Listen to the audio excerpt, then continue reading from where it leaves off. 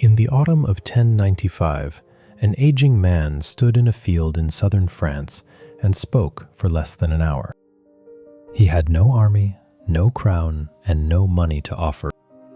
Within 4 years, tens of thousands of people from across Europe had sold their homes, sewn cloth crosses onto their cloaks, and walked more than 2,000 miles toward a city most of them had only heard about in church. Many would die of thirst, of fever, or of arrows in lands they could not name. To understand how that began, the idea of a single, united Christian world must be set aside. In the 11th century, no such thing existed. Two great Christian civilizations stood apart, and they did not much like each other. In the west lay the lands that would later be called France, Germany, Italy, and England. These were a patchwork of small kingdoms, duchies, and counties, ruled by knights who fought one another constantly over land, honor, and old grudges. Latin was the language of their church. Their bishop in Rome, the Pope, claimed authority over them all, though kings often ignored him. Far to the east stood the other Christian power, and it was a different creature entirely. The Byzantine Empire was ruled from the enormous, wealthy, walled city of Constantinople. The people there did not call themselves Byzantines. They called themselves Romans because that is what they were. Their empire was the eastern half of the old Roman Empire, the part that had never fallen. While Rome in the west had collapsed centuries earlier, Constantinople had survived, with its emperors, its Greek-speaking scholars, its golden churches, and its memory of an unbroken line back to the Caesars. To a rough knight from the French countryside, Constantinople was almost unimaginable. It held more people than any Western city, more gold, more books, and walls so strong that no enemy had broken through them in 700 years. By the time this story opens, that old and proud empire was in serious trouble. The trouble had a name.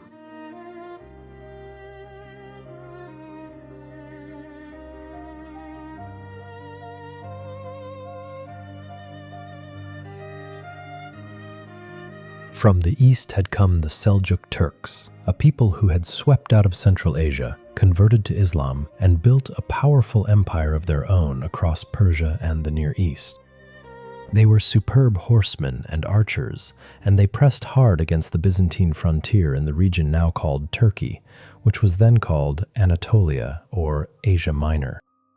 For the Romans of Constantinople, Anatolia was not some distant border, it was the heartland. It was where they raised their soldiers, grew their grain, and collected much of their wealth. The disaster that broke the empire's grip on that heartland came in 1071 at a place called Manzikert, near the eastern edge of Anatolia. The Byzantine emperor of the day, Romanos IV, marched out with a large army to drive the Turks back for good. Through bad luck, poor coordination, and treachery among his own commanders, Romanos's army was shattered. The emperor himself was captured alive on the battlefield, which was an almost unheard-of humiliation for a Roman ruler. The Turkish Sultan, to his credit, treated the captured emperor with courtesy and released him. His own people were far less gracious. When Romanos finally made his way home, his political rivals had him blinded, which was a fairly permanent way of settling the question of who should be in charge. With the emperor disgraced and the leadership in chaos, the defense of Anatolia simply fell apart. Over the next 20 years, the Turks did not so much conquer the region as wander into it. Byzantine generals fighting each other for the throne actually invited Turkish warbands in as allies, paying them with land and letting them settle. Town by town, valley by valley, the heartland slipped away. By the 1080s, Turkish rulers held cities only a short ride from Constantinople itself. A Turkish prince had set up his capital at Nicaea, a city so close to the imperial throne that the emperor could practically feel its breath on his neck.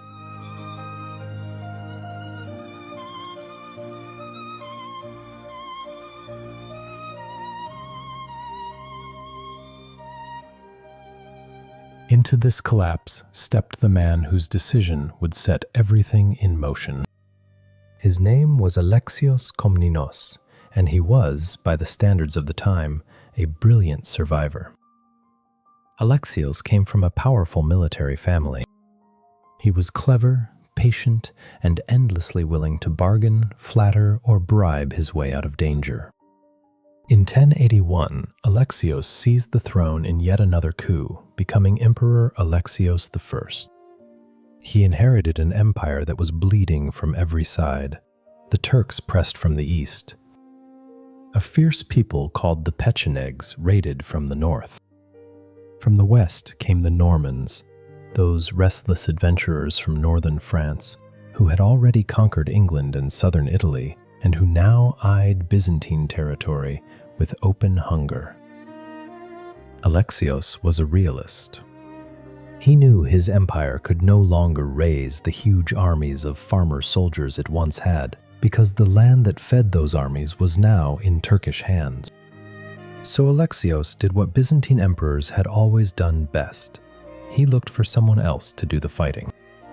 For centuries, Constantinople had hired foreign mercenaries, paying gold to whoever could swing a sword.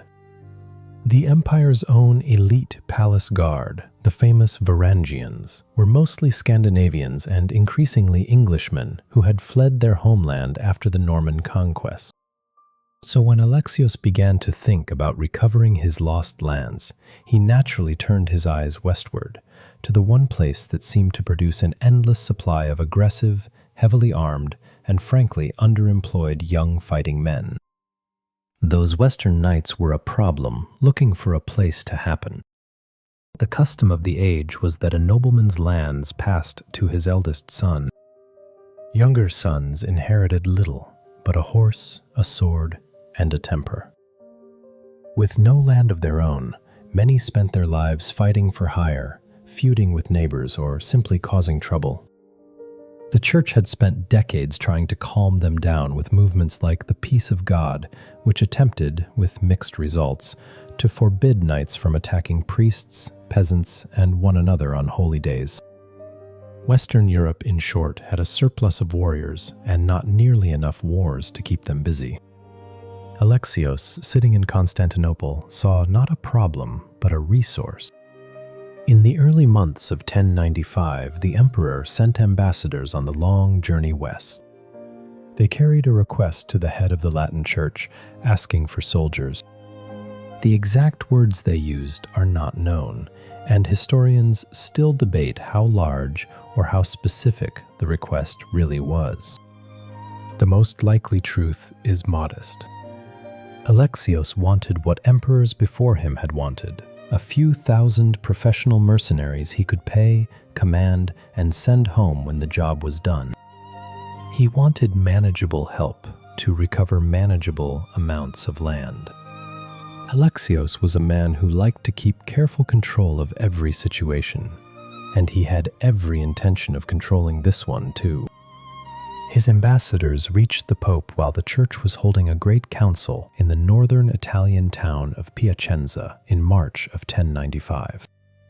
There, before a large gathering of clergy, the Byzantine envoys made their appeal.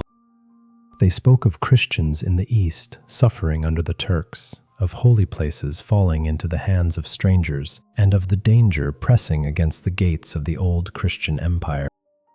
They asked for fighting men to come to the aid of their fellow believers. The Pope listened. The man who received that request was not interested in quietly arranging a small mercenary contract. He had ideas of his own, ideas far larger and far stranger than anything Alexios had imagined. The emperor had asked for a tool. What he would eventually receive, marching toward his city in numbers no one could control, would be something closer to a flood.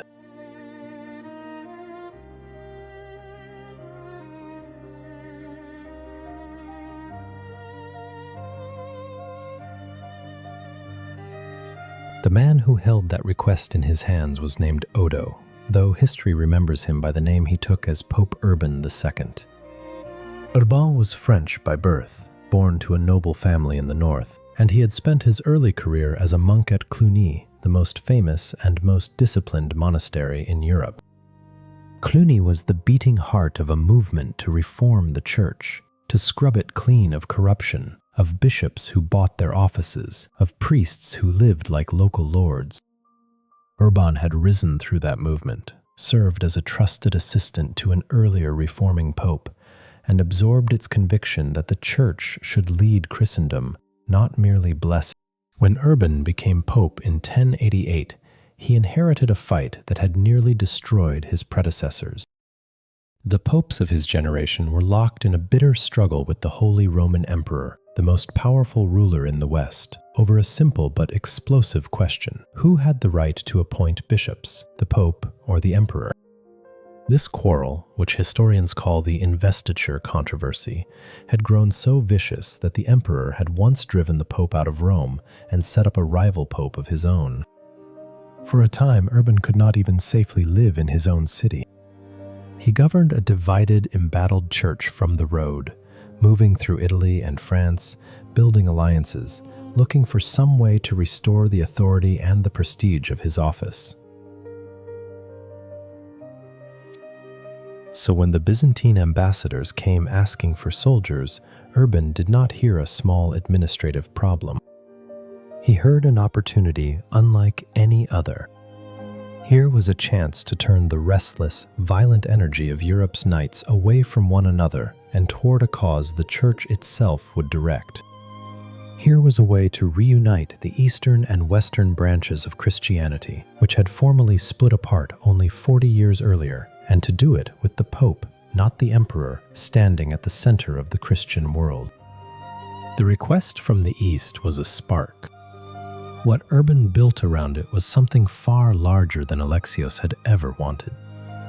Through the summer and autumn of 1095, Urban traveled across France, his homeland, holding councils and gathering support.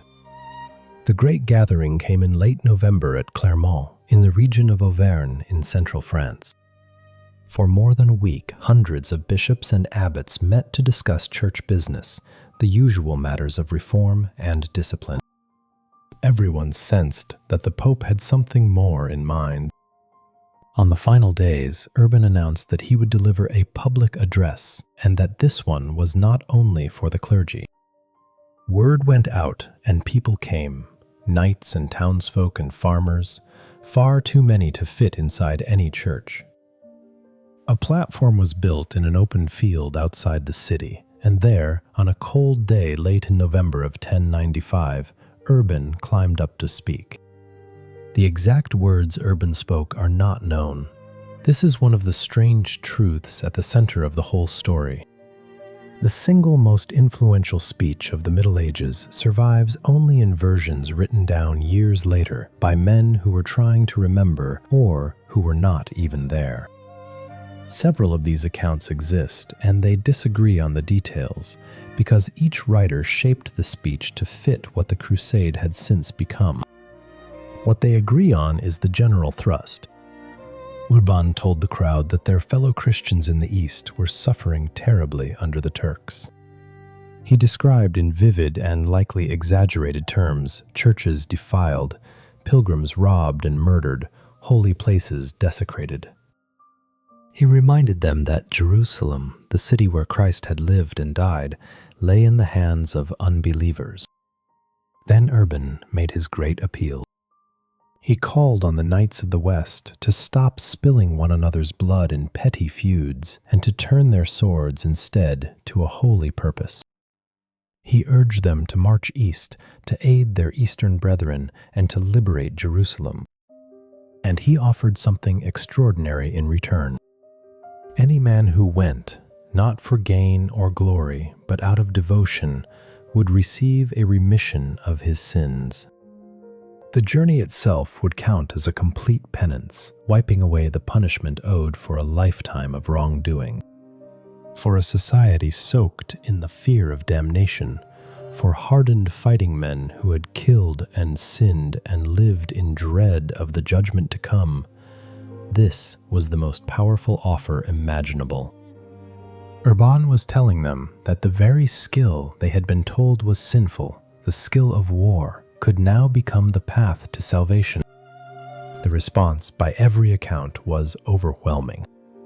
The crowd broke into a roar, a cry that became the slogan of the whole enterprise. In their Latin and their rough French, it came out as, "God wills it."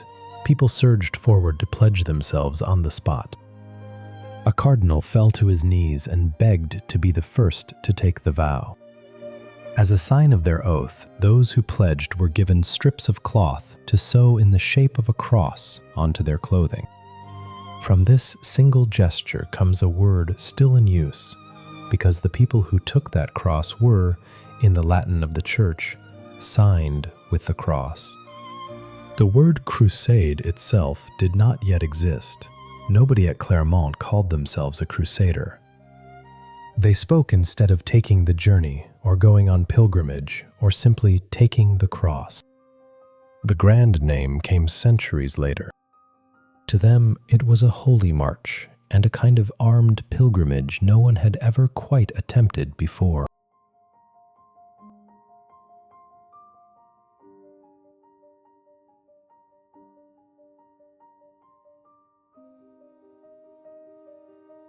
Urban was no mere preacher swept up in the moment. He was a careful organizer, and he had clearly planned the practical side. He set a departure date for the following year, the Feast of the Assumption, in the middle of August 1096, sensibly after the harvest, so that armies would have food to carry. He appointed a leader to represent him on the expedition, a respected and capable nobleman bishop named Adhemar of Le Puy, who would serve as the Pope's own deputy and try to hold the whole unruly venture together. Urban also tried to set limits on who should go. He discouraged the old, the sick, and the unfit. He told monks they needed their abbots' permission and priests their bishops. He warned that this was not a venture for those merely seeking adventure or escape from debt. He wanted soldiers, organized and supplied, marching under proper leaders. What Urban got was something rather different and far beyond his control. After Clermont, Urban spent months touring France, preaching the message again and again, and the idea caught fire in a way that no medieval institution could manage. Letters and rumors raced ahead of him. Wandering preachers, some authorized and many not, took up the call and carried it into towns and villages where the Pope's careful conditions were forgotten or never heard.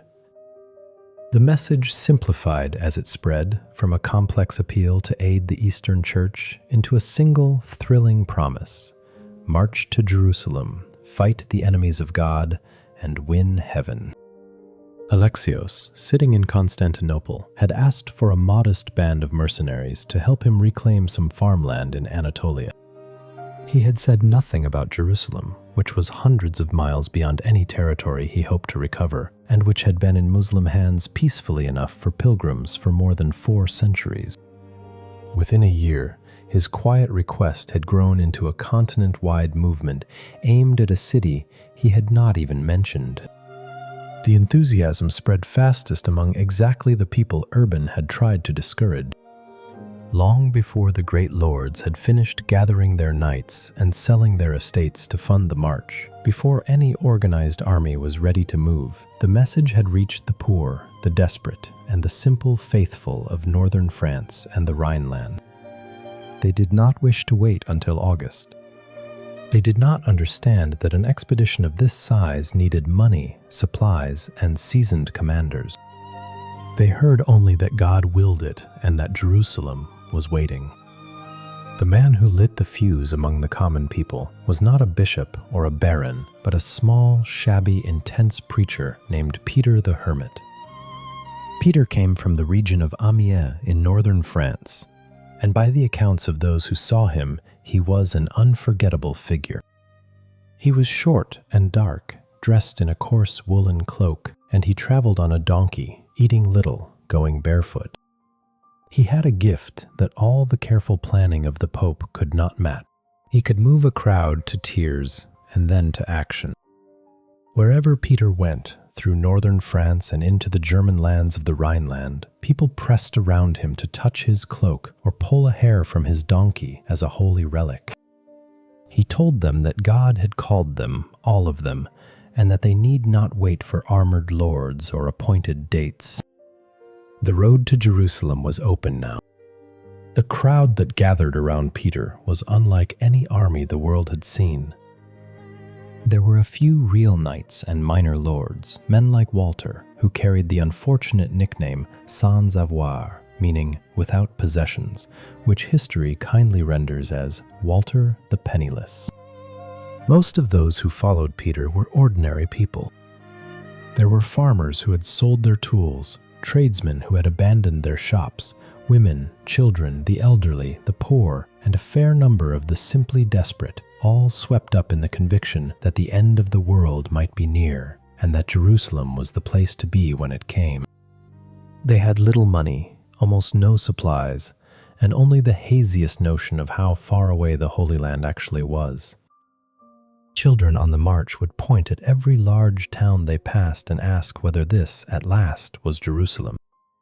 Before this enormous, unruly mass ever left Western Europe, it produced the first great tragedy of the Crusade and one of the darkest episodes in European history. As bands of this popular movement formed across the Rhineland in the spring of 1096, some of their leaders, most infamously a German count named Emicho, turned a terrible logic on their own neighbors. They asked why they should travel thousands of miles to fight the enemies of Christ abroad, while what they regarded as enemies of Christ lived in the towns around them. They meant the Jewish communities of the Rhineland, settled and prosperous in cities like Speyer, Worms, Mainz, and Cologne. What followed was a series of massacres. Thousands of Jewish men, women, and children were killed by these mobs, offered the impossible choice of conversion or death. In several cities, the local bishops tried to shelter the Jews behind their own walls, sometimes at real personal risk. Sometimes those defenses held, and sometimes they were overwhelmed. The Church had never called for any such thing. The Pope's appeal had been aimed eastward. The violence had been unleashed, and it could not be aimed where its preachers wished. The main body of the People's Crusade set off down the long road that armies and pilgrims had used for centuries, the route through Central Europe along the Danube toward Constantinople. This took them through the Kingdom of Hungary and the Byzantine Balkans. Almost at once, the basic problem of the venture revealed itself. A crowd of many thousands with no supply train and no money has to eat. When the locals would not sell them enough food, or could not, the Crusaders simply took it. Crops were stripped, livestock seized, and tempers flared into open violence. At several towns along the way, what began as an argument over a market price ended as a pitched battle, with the pilgrims storming the place and the local garrison cutting them down in return. By the time the survivors staggered toward Constantinople in the high summer of 1096, they had already lost a great many of their number, not to Turks, but to hunger, disease, and the people whose lands they were supposedly marching to save.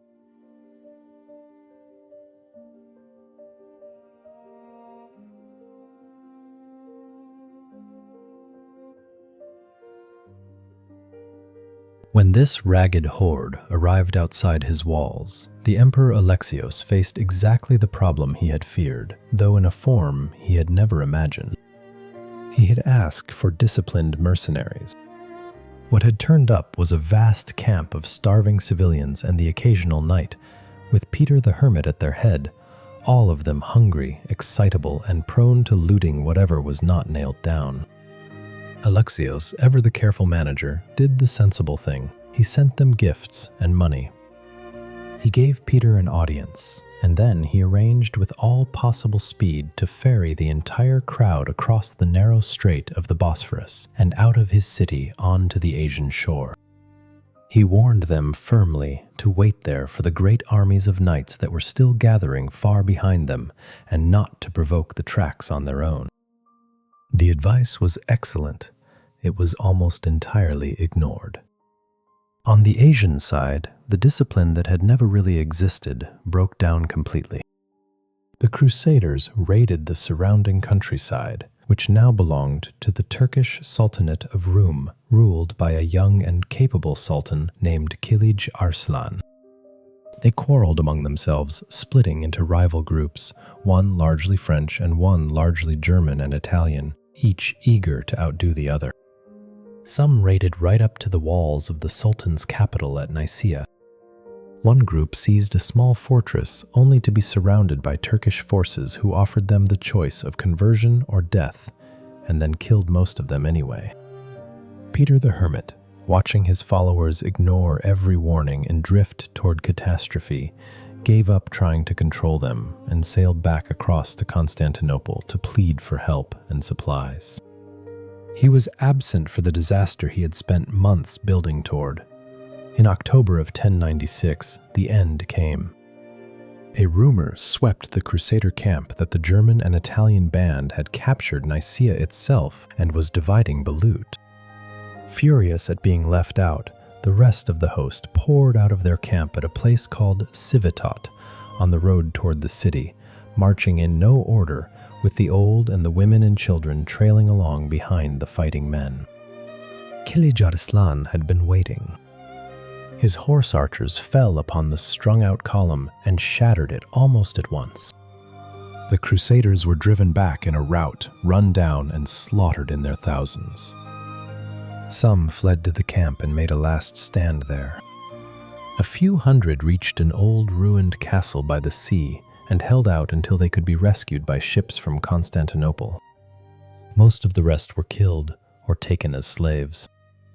The People's Crusade, which had set out tens of thousands strong, certain that God walked beside them, had effectively ceased to exist within months of leaving home without ever coming close to Jerusalem. For Kilij Arslan, the victory was complete and easy, and it taught him a lesson that would prove dangerously wrong. He had faced the warriors of the West, smashed them with little effort, and concluded that these crusaders were a disorganized rabble, brave perhaps, but no real threat to his power. It was a reasonable judgment based on the evidence in front of him. The people he had just destroyed were not the army the Pope had summoned.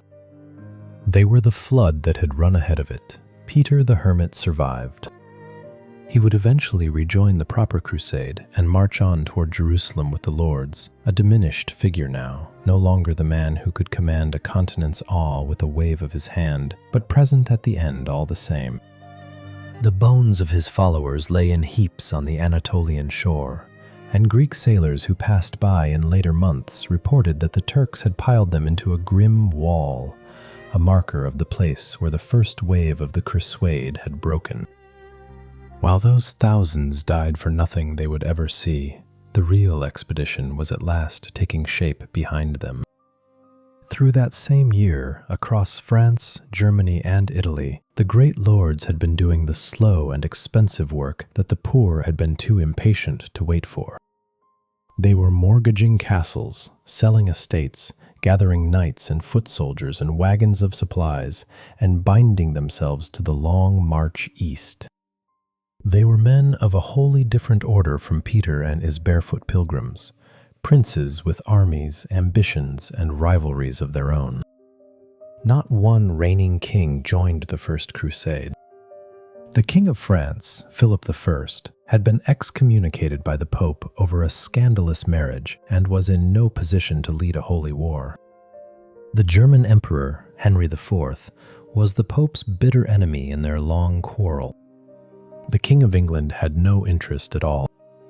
So the leadership fell to the next rank down, the most powerful noblemen of the age, and there were several of them, each accustomed to being obeyed, and none accustomed to obeying anyone else.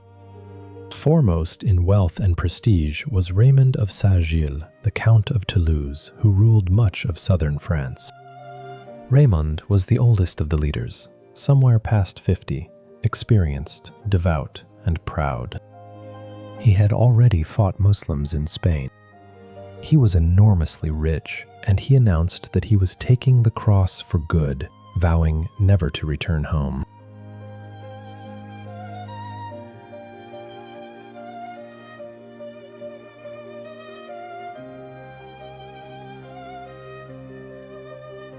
Raymond brought his wife with him and clearly expected to be recognized as the chief commander of the whole enterprise. Traveling in Raymond's company was Bishop Adhemar of Ipuy, the Pope's own representative, which only strengthened Raymond's sense that he was meant to lead. From the German-speaking lands came Godfrey of Bouillon, the Duke of Lower Lorraine, with his brothers Eustace and Baldwin. Godfrey was a tall, fair, famously pious man, well regarded as a soldier, though not as politically cunning as some of his rivals. To fund his expedition, Godfrey did what almost all of them did.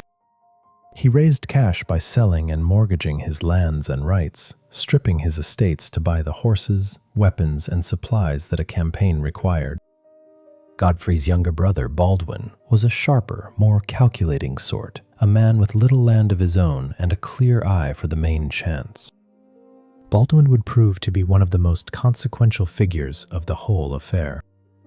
The most dangerous and capable of the leaders, at least in the judgment of the Byzantines, was Bohemond of Taranto. Bohemond was a Norman from southern Italy, the son of Robert Guiscard, a famous adventurer who had carved out a kingdom in Sicily and southern Italy and had spent years trying to conquer Byzantine territory. Bohemond himself had fought the Emperor Alexios before, on the losing side, and the two men knew and distrusted each other thoroughly. Bohemond was huge, charismatic, brilliant, and utterly self-interested. He saw in the Crusade, above all, an opportunity to win himself a principality in the East. With Bohemond came his nephew Tancred, a young, energetic, and equally ambitious knight. From the north came others. Robert, the Duke of Normandy, was the eldest son of William the Conqueror, a brave and likable man, but a poor manager of his own affairs. To raise money for the journey, Robert mortgaged the entire Duchy of Normandy to his younger brother, the King of England, for 10,000 marks of silver. Robert, the Count of Flanders, joined as well, a seasoned warrior whose father had served the Byzantine emperor.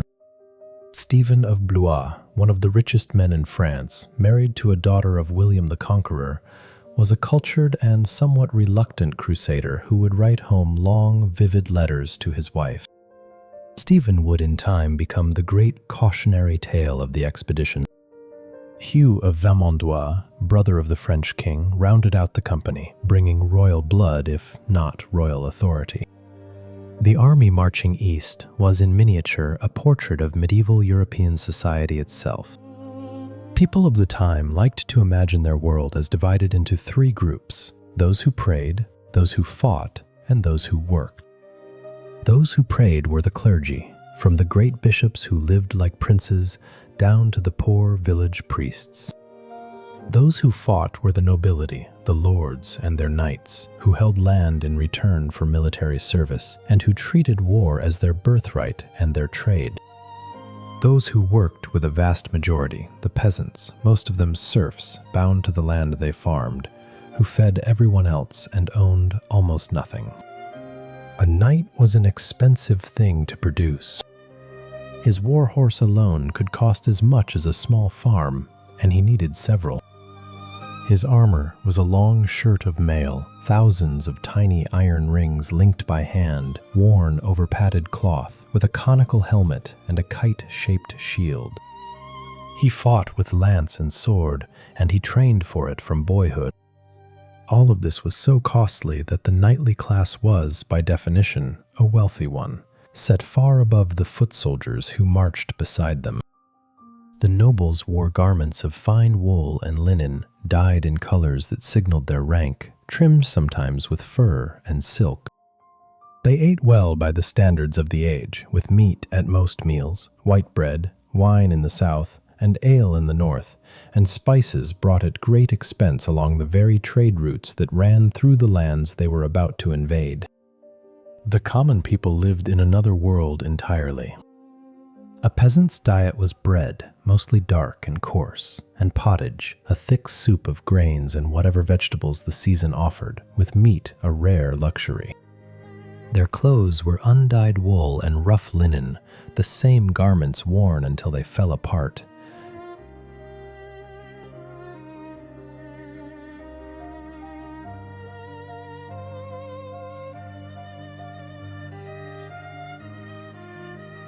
They lived in 1 or 2 rooms of timber and mud, often sharing the space with their animals in winter for the warmth. Their lives were governed by the seasons, the Lord's demands, and the church's calendar of feasts and fasts. When such people took the cross, as many thousands did, marching as foot soldiers and servants behind the mounted lords, they were leaving behind the only world they had ever known to walk toward a place they could scarcely picture. For all of them, noble and common alike, taking the cross was a profound and frightening commitment. The journey to Jerusalem and back, if one was lucky enough to return, would take years. It meant abandoning home, family, and livelihood with no certainty of ever seeing them again. It cost a fortune for those who had one, and for those who did not, it meant casting their fate entirely on the road. The vow was a solemn religious act sworn before God, and breaking it carried the threat of excommunication. Men settled their debts, made peace with old enemies, granted gifts to monasteries to pray for their souls, and put their affairs in order as though preparing to die, because many of them honestly expected to. Through the year 1096, these separate armies took shape across Europe and began to move. They did not travel together, for no single road could feed so many at once, and the leaders had no wish to merge their forces and squabble over command before they had to. Instead, they agreed to meet at the one place that made sense as a gathering point, the great city of Constantinople, the gateway between Europe and Asia. Godfrey of Bouillon led his Lorrainers overland down the long Danube road through Hungary, the same path the People's Crusade had taken, though Godfrey kept his men under far tighter discipline. Raymond of Toulouse marched his southern French through the rough country along the Adriatic coast, a miserable journey through hostile, mountainous Dalmatia. The northern French lords crossed into Italy first, intending to sail the short sea crossing from there. Bohemond the Norman gathered his men in southern Italy and shipped them straight across the narrow sea to the Byzantine shore, advancing through the very lands he had once tried to conquer by force. Tens of thousands of fighting men, with countless more servants, clergy, women, and camp followers, were now converging on a single point from 3 directions, drawn by faith, by ambition, by the hope of land or glory or salvation.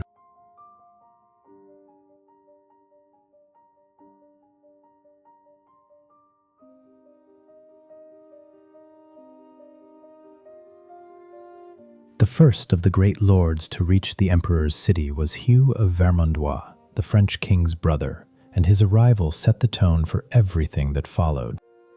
Hugh had been shipwrecked crossing the Adriatic and washed up on the Byzantine coast in a sorry state. Alexios received Hugh with great honor, showering him with gifts and fine lodgings, treating him as the distinguished guest his royal blood deserved. Alexios also very politely made it almost impossible for Hugh to leave until certain understandings had been reached. This was the pattern the emperor would use again and again. Generosity and courtesy on the surface, and beneath it a firm, unbreakable grip. Alexios had thought hard about how to handle these Westerners, and he had good reason for caution. He remembered Bohemond's father invading his lands not long before. He had just watched the People's Crusade tear through his territory like a plague of locusts. Now several full armies were arriving at his gates, each led by a proud lord with his own ideas, and together they vastly outnumbered the troops Alexios could safely keep in his capital. The emperor wanted their help against the Turks, but he wanted it on his own terms. Above all, Alexios wanted 2 things from each leader. First, an oath of loyalty, binding them to him as a lord binds his vassals. Second, and more concretely, a solemn promise that any city or territory they captured which had once belonged to the empire would be handed back to him. Alexios had no intention of helping these adventurers carve out kingdoms of their own, on land he considered Roman. To get these promises, Alexios used every tool he had. He met the leaders with lavish ceremony, seated on his throne in robes stiff with gold, surrounded by the overwhelming wealth and ritual of his court, all of it designed to make a rough Western count feel small. He gave away staggering quantities of gold, silver, fine cloth, and jewels, knowing how short of money many of the Crusaders were. When charm and bribery were not enough, Alexios applied pressure of a simpler kind. He controlled the markets and the supply of food, and he found that a lord who would not swear an oath while well fed often grew more reasonable once the provisions stopped arriving. The encounter that nearly ended in disaster involved Godfrey of Bouillon. Godfrey arrived with his army and refused at first to swear the personal oath Alexios demanded. Godfrey had already pledged loyalty to the German emperor and did not see why he should now bend the knee to a Greek ruler he had only just met. The standoff dragged on through the winter. Godfrey's men camped outside the walls and, growing hungry and restless, they began to raid the suburbs. Alexios cut their supplies. The Crusaders attacked. There was real fighting outside Constantinople, Crusader against Byzantine, before either side had so much as seen a Turk. Finally, Alexios brought up his own seasoned troops and gave Godfrey's army a sharp enough check to make the point. Outmatched in the emperor's own back garden and persuaded that he would get no further without coming to terms, Godfrey swore the oath. Alexios, the gracious victor, immediately loaded Godfrey with gifts and good food, and the crisis passed. Then came Bohemond, the old enemy, and Bohemond behaved in a way that surprised everyone. The Norman, who had once tried to conquer Byzantine land, arrived all smiles and cooperation. Bohemond swore the oath without complaint and urged the others to do the same. Bohemond was no man's fool, and he was playing a longer game. He hoped to win Alexios's trust and perhaps a grand title and command in the emperor's service, a base from which to build his own power in the east. Alexios, who knew exactly what Bohemond was, accepted his oath with equal warmth and equal insincerity. The two of them understood each other perfectly, which is to say, not at all. The hardest case was Raymond of Toulouse, the proud old count who considered himself the senior man of the whole crusade. Raymond flatly refused to swear an oath of vassalage to Alexios, declaring that he had taken the cross for God alone and would accept no earthly lord but the one he already served. Raymond and the emperor argued at length. In the end, they reached a compromise. Raymond would not swear the full feudal oath, but he gave his word to respect the life and honor of the emperor and to do nothing to harm his interests.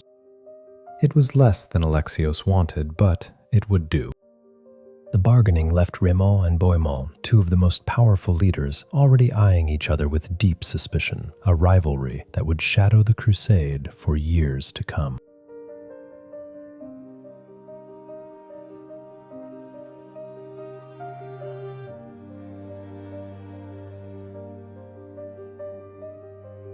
While the lords haggled, their followers wandered the greatest city in the Christian world with their mouths open.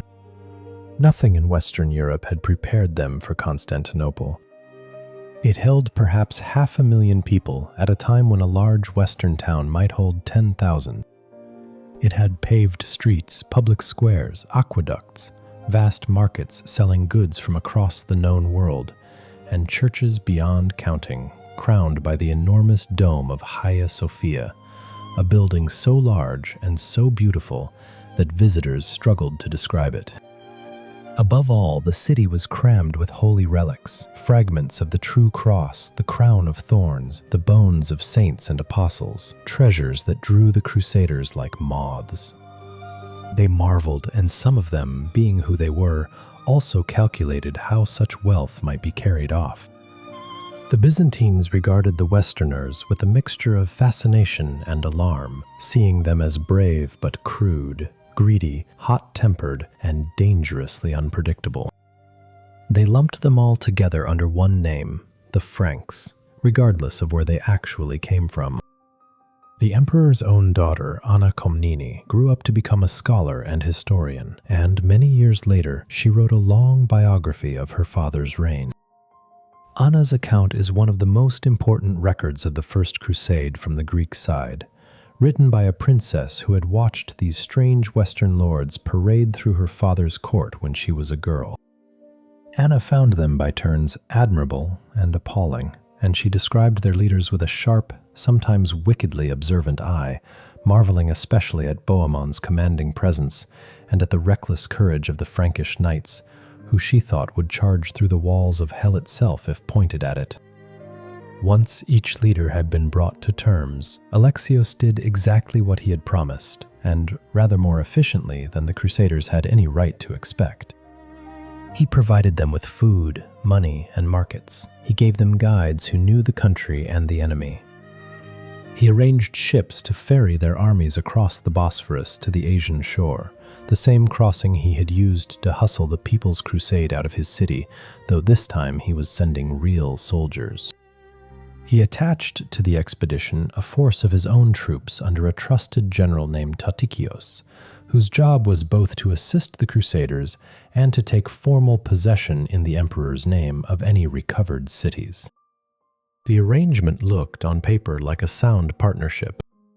The Crusaders would fight, the Byzantines would supply and guide them, and the lost lands would return to the empire while the Westerners marched on to Jerusalem. The foundation was rotten with mistrust from the start.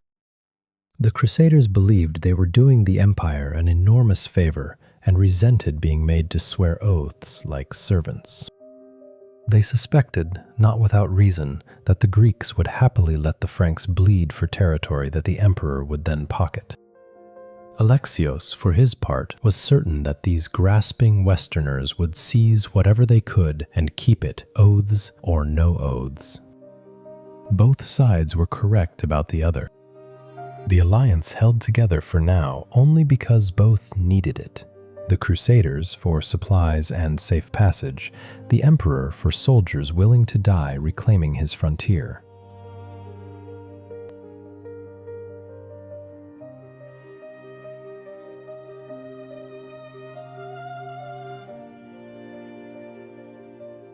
The walls of Nicaea. By the spring of 1097, the great gathering at Constantinople was complete, and the armies were crossing into Asia. For the first time, the full strength of the proper crusade stood assembled on Turkish soil. Tens of thousands of fighting men, no longer the disorganized poor, but a true army of the European nobility, supported and guided by the resources of the Byzantine state.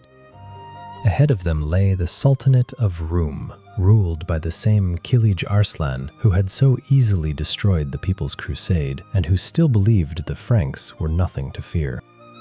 The first true objective of the Crusade was Nicaea, which the Turks now held as the capital of the Sultanate of Rum. Nicaea was an ancient place ringed by formidable stone walls studded with more than 100 towers, and famous in the Christian world for an event that had happened there more than 7 centuries before.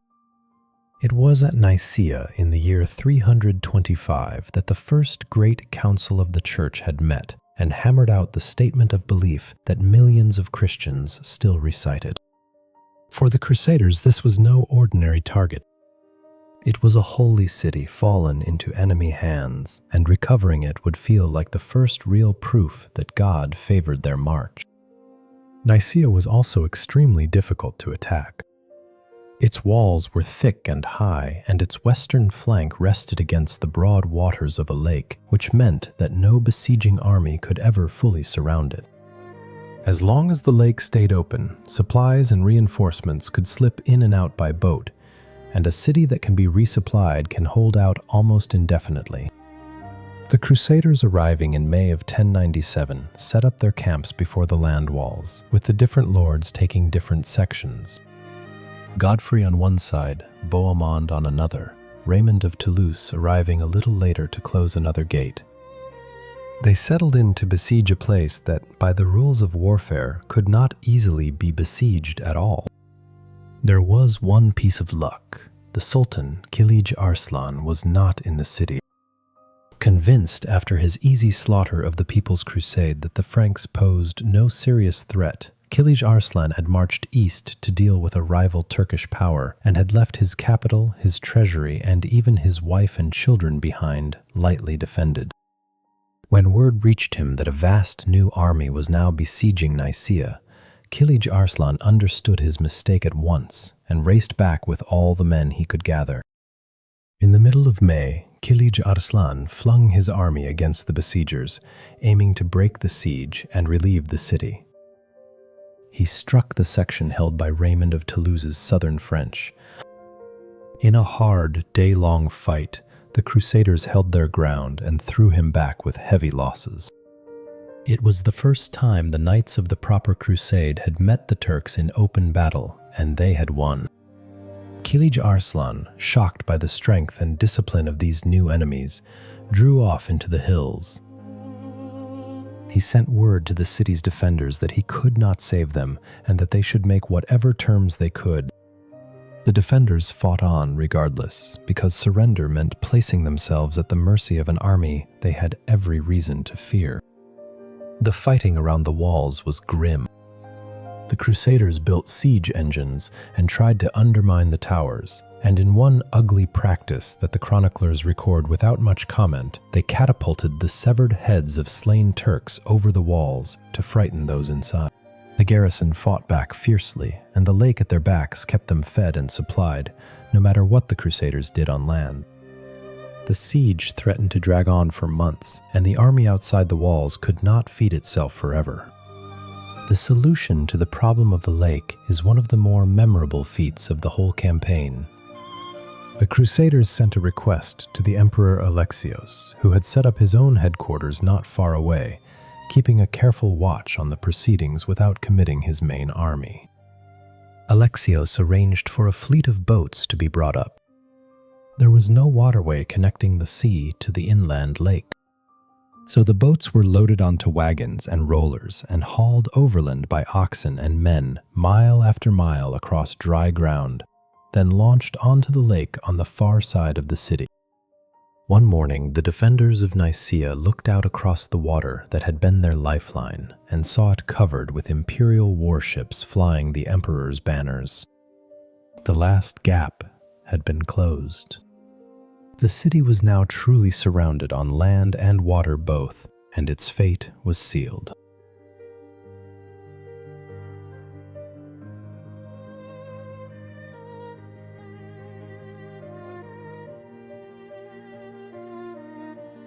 What happened next left a bitter taste that never quite went away.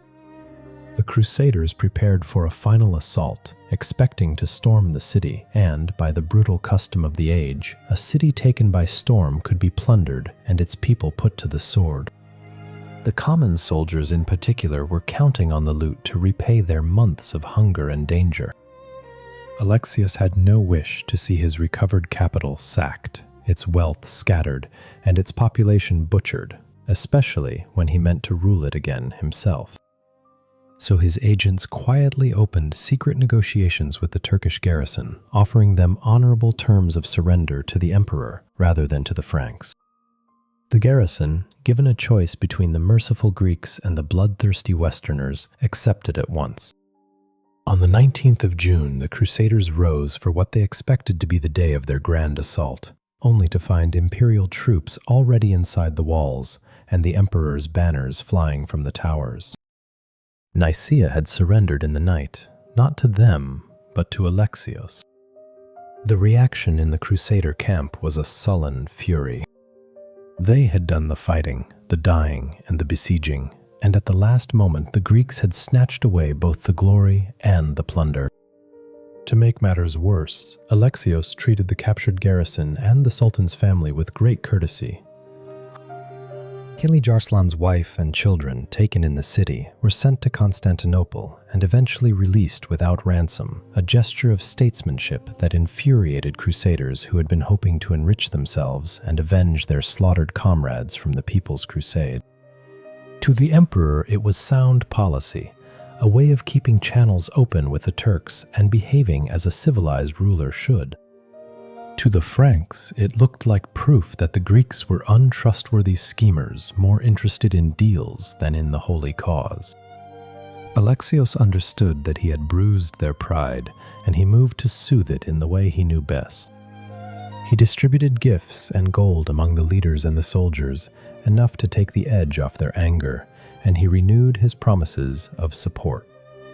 He did not march on with them.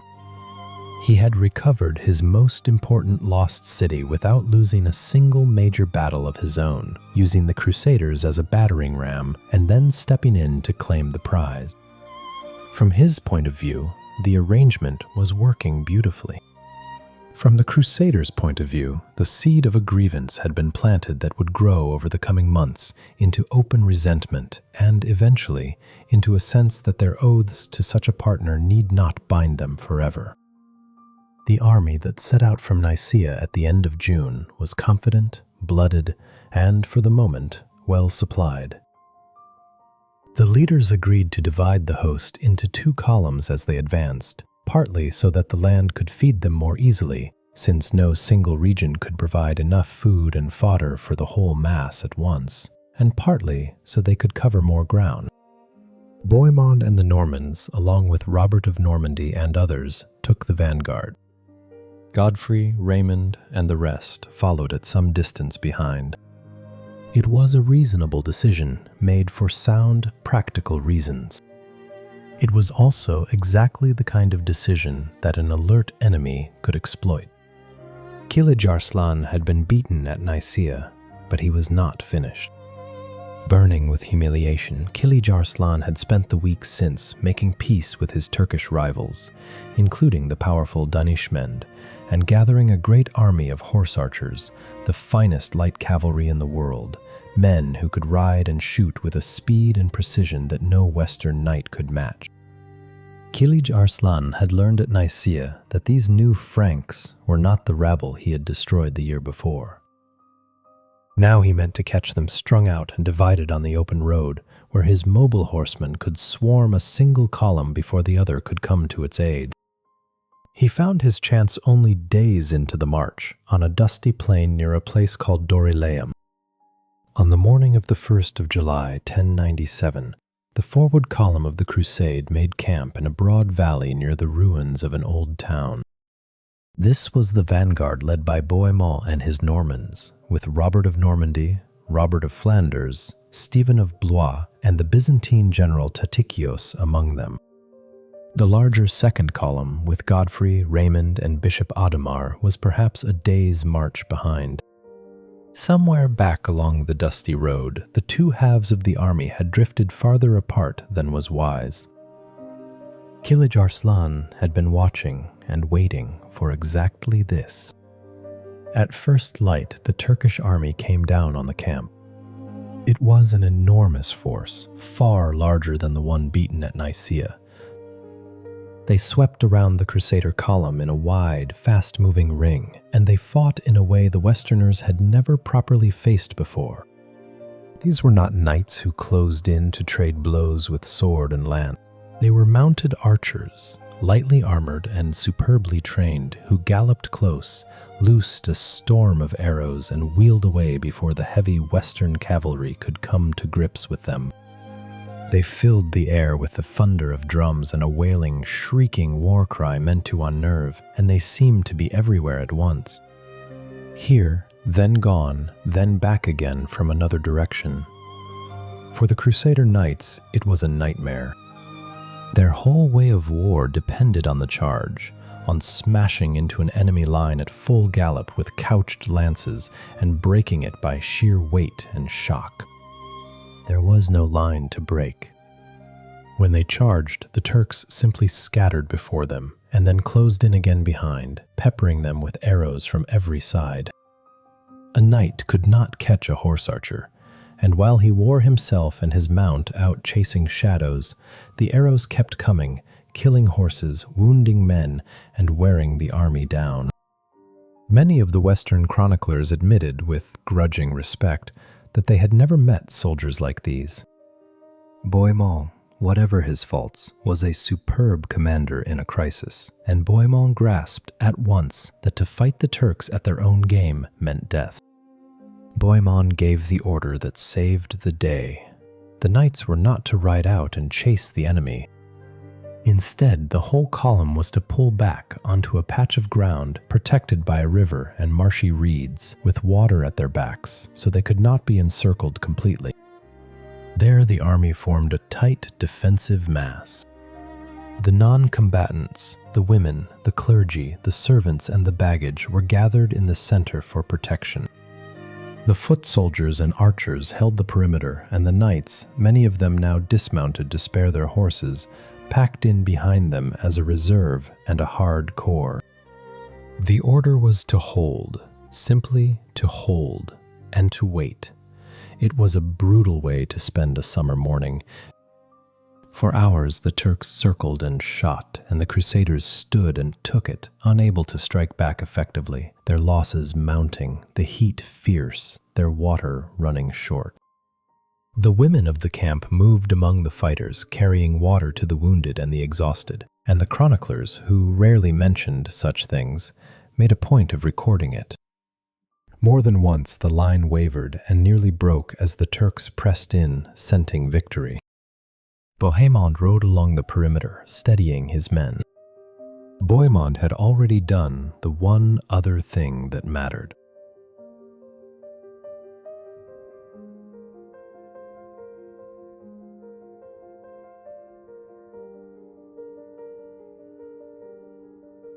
At the very start of the battle, Bohemond had sent fast riders galloping back along the road to find the second column and beg them to come with all possible speed. Everything now depended on whether help could arrive before the line gave way. It arrived around midday. The riders had found Godfrey, Raymond, and the rest, who flung their men into a punishing forced march under the summer sun and came up at last on the field. The fresh Crusader knights drove straight into the Turkish horsemen, who had been so absorbed in surrounding the trapped vanguard that they were caught off balance by the new threat. Then Bishop Adhemar, the Pope's own representative and a more than capable soldier, led a detachment on a wide loop around the hills and fell upon the Turks from behind. The encirclers were themselves caught between three forces, the stubborn defenders in front, the relief column on the flank, and Adhemar in their rear. The Turkish army, which fought brilliantly when it held the advantage of speed and surprise, had no answer to being pinned and outflanked. The whole host broke and fled, abandoning everything in its haste.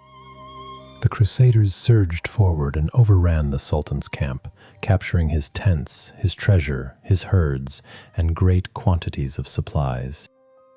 Kilij Arslan himself escaped, but his army was scattered and his strategy was in ruins.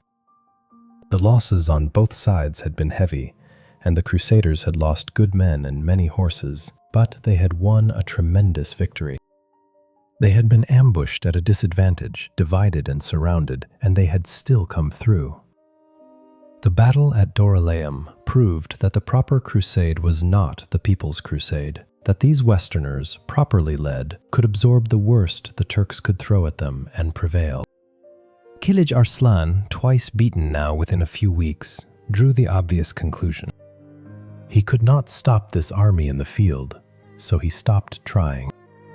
Kilij Arslan gave up the idea of another great battle and adopted a different strategy entirely, one that would prove far more dangerous to the Crusaders than any cavalry charge.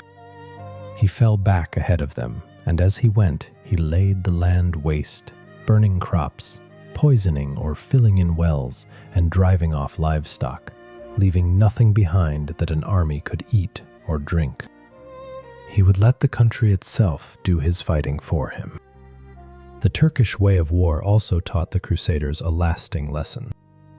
They learned to respect the horse archers and to keep their columns within supporting distance of one another, never again letting half the army wander a full day ahead of the rest. They learned the value of holding formation under fire and of mixing their infantry and crossbowmen with their knights, so that the foot soldiers and archers could keep the enemy at bay while the heavy cavalry waited for the right moment to charge. These were expensive lessons, paid for in blood. The army that marched on from Dorylaeum was a wiser and tougher fighting force than the one that had set out from Nicaea.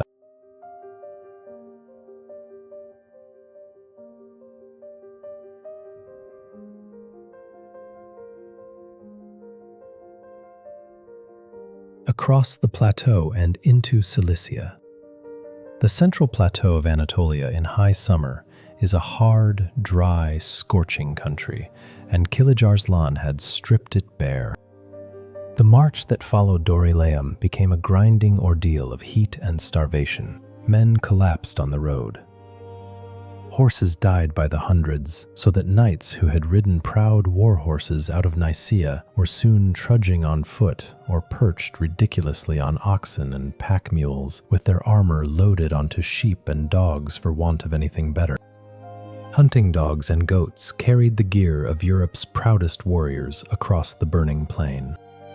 The Crusade was learning that its deadliest enemy in this campaign would not always carry a bow. For weeks, the army pushed across the plateau. The summer sun was merciless. The wells were ruined, and the food the army carried ran low. Men died of thirst on the road, their tongues swollen, falling out of the column to be left where they lay. The animals suffered worst of all. War horses, the pride and the weapon of the knightly class, dropped dead by the hundreds, until great lords found themselves walking like common soldiers or riding oxen, with their armor and gear lashed onto whatever beasts survived. It was a strange and humbling procession, the flower of European chivalry creeping across a wasteland on the backs of farm animals. Eventually, the army reached gentler country, passing the city of Iconium, which the Turks had abandoned, and finding orchards, streams, and grazing again. The worst of the thirst was behind them, but a new ordeal lay ahead in the mountains. To reach Syria and the road to Antioch, the Crusaders had to cross the Antitaurus Range. The passage through those mountains was one of the most miserable episodes of the entire campaign. The tracks were narrow, steep, and slick with mud and rain, clinging to the sides of deep ravines. Pack animals lost their footing and tumbled into the gorges, dragging their loads with them, and sometimes a roped line of beasts pulled one another over the edge. Knights, despairing, tried to sell their weapons and armor for a pittance, or simply threw them away rather than carry them another step. The chroniclers, who were rarely given to complaint, described this stretch as a place of real horror. Beyond the mountains, the land changed again, and so did the people in it. The Crusaders came down into Cilicia and the borders of Syria, regions with large populations of Armenian and Syrian Christians who had lived for generations under Turkish rule. These Eastern Christians, who belonged to different churches than the Latins of the West and worshipped in different ways, nonetheless welcomed the Crusaders as fellow believers and as potential liberators from their Muslim overlords. After months of marching through hostile, emptied country, the army found friendly faces, open markets, and local guides who knew the land.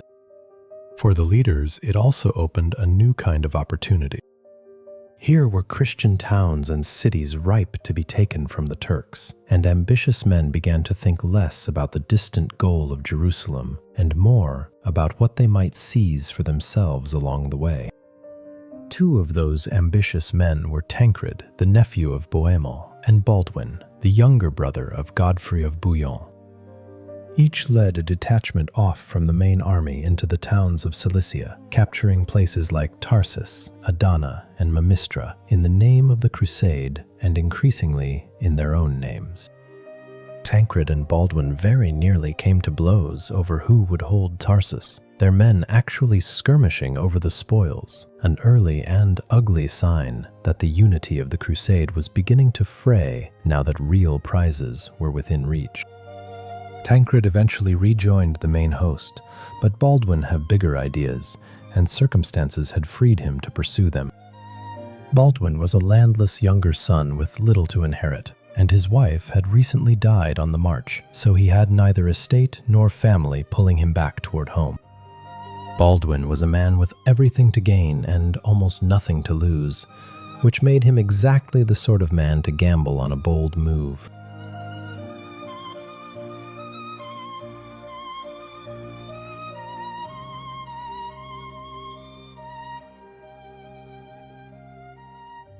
That bold move took Baldwin east, away from the main army, with only a small band of knights, toward the Euphrates River and the rich and ancient city of Edessa.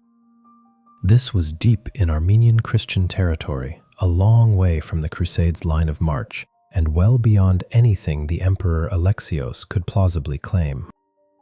Edessa was a place with a remarkable history. By its own proud tradition, it had been one of the very first cities anywhere to embrace Christianity, and it treasured a legend that its ancient king had exchanged letters with Jesus himself and received a miraculous portrait of his face, relics that pilgrims still came to venerate. Edessa was wealthy, well fortified, and strategically vital, sitting astride the approaches between Anatolia and the rest of the Muslim world. Edessa was ruled at this time by an Armenian Christian governor named Thoros, an unpopular man hemmed in by hostile Turkish neighbors and desperate for a strong protector. When Baldwin arrived with his hardened Western knights, Thoros saw exactly the ally he needed. Thoros welcomed Baldwin into the city, showered him with gifts, and having no son of his own, took the extraordinary step of formally adopting the Western lord as his heir. The ceremony was a strange one. By the local custom, Baldwin and the elderly Thoros were made to stand together inside a single enormous shirt, pressed chest to chest as father and son, sealing the bond. Whatever Baldwin thought of this peculiar arrangement, Baldwin understood its value at once. He was now the designated successor to the lordship of Edessa. Baldwin did not have to wait long, and the speed with which fortune favored him raised eyebrows even at the time. Within weeks of Baldwin's arrival, the people of Edessa, who already hated Thoros, rose up against their ruler in a sudden and violent revolt. Thoros was overthrown and killed, and Baldwin, the newly adopted heir and the man with the only effective fighting force in the city, stepped smoothly into the vacant lordship. How much Baldwin knew of the uprising in advance, or how much Baldwin encouraged it, the sources do not say, and Baldwin was not the kind of man to leave a written confession. What is certain is that by the early spring of 1098, Baldwin of Boulogne, who had crossed into Asia with no land of his own, ruled the great city of Edessa and the territory around it. The county of Edessa, as it came to be called, was the very first of the Crusader states, established more than a year before the Crusade reached its supposed goal, and it was founded squarely against the spirit of the oaths the leaders had sworn at Constantinople. Edessa was a city Baldwin had taken for himself and meant to keep for himself, with no intention of handing it over to the emperor. It set a pattern. The idea that a crusading lord might carve out his own lasting domain in the east, rather than simply liberate territory and pass it on, had now been put into practice. Bohemond, watching from afar, surely took note, for Bohemond had ambitions of exactly the same kind, fixed on a far greater prize that the main army was even now approaching. For the Crusade as a whole, Baldwin's coup proved a genuine asset. Whatever the leaders thought of Baldwin's methods, Edessa was rich, and Baldwin, secure in his new domain, was able to send money, food, and supplies westward to the main army at a moment when it would need such help desperately. Baldwin's city also guarded the eastern flank of the Crusade, blocking the approach by which Muslim forces from Mesopotamia might have struck the main host in the rear. By accident or design, the First Crusader state strengthened the position of the whole expedition.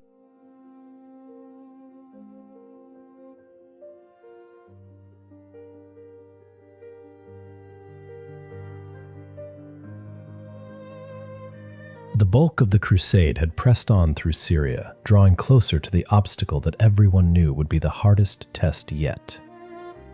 Antioch was one of the oldest and greatest cities of the Eastern Mediterranean, a center of trade and learning since ancient times, and one of the cradles of the Christian faith itself. Its defenses were on a scale the Westerners had never encountered. The walls ran for miles, studded with more than 400 towers, climbing from the river up the steep flanks of a mountain called Silpius, with a fortress perched high on the summit. To storm such a place by direct assault was out of the question. The Crusaders would have to starve it out, and to do that they had to surround it, and the bitter truth was that their army, large as it was, could not stretch far enough to seal off the entire enormous perimeter. The Turkish governor, a hardened commander named Yagi Sian, knew this perfectly well, and Yagi Sian settled into wait, confident that he could keep at least some supply routes open through the gates that faced the mountains. The Crusaders reached the walls of Antioch in October of 1097. In the first weeks, things went well enough. It was autumn, and the surrounding orchards and farms were heavy with fruit and grain. The Crusaders, with the recklessness of men who had recently been starving, gorged themselves and wasted their supplies, slaughtering animals and feasting as though the abundance would never end. It did end, and quickly. By the time winter set in, the army had eaten through the local countryside, and what they had not consumed, they had ruined or failed to store. Then came the cold. The winter of 1097 into 1098 was savage. Freezing rain and wind tore through the Crusader camp. The river flooded, and the men shivered in sodden tents with nothing to eat. Famine took hold and tightened its grip month after month. The chroniclers record that people ate their war horses, then their pack animals, then dogs, rats, and the leather of their own gear, then roots and thistles dug from the frozen ground. The price of any scrap of food climbed beyond reach. Disease spread through the weakened, filthy camp, and men died, not by the dozen, but by the hundreds. The proud cavalry of the crusade nearly ceased to exist. The number of fit war horses fell from many thousands to a pitiful few hundred, so that knights who could no longer mount fought on foot or not at all. Under such misery, the will of many simply broke. Desertion became a serious problem. Soldiers slipped away in the night to try to make their way home, and even some prominent figures lost their nerve. Peter the Hermit, the very man who had set the first wave of Crusaders marching, tried to flee the camp and was caught and brought back in disgrace. A sad end to the career of the preacher who had once moved thousands with a word. Most damaging of all was the departure of Tatikios, the Byzantine general the emperor had sent to assist the army and to claim recovered cities in his name. Early in the new year, Tatikios left the camp, announcing that he was going to arrange for supplies and reinforcements. Tatikios never came back. Whatever his real reasons, the Crusaders chose to see his departure as proof that the Greeks had abandoned them in their hour of need, and Bohemond, in particular, filed the grievance away carefully, for it would be very useful to him later when he argued that the oaths sworn to Alexios no longer counted.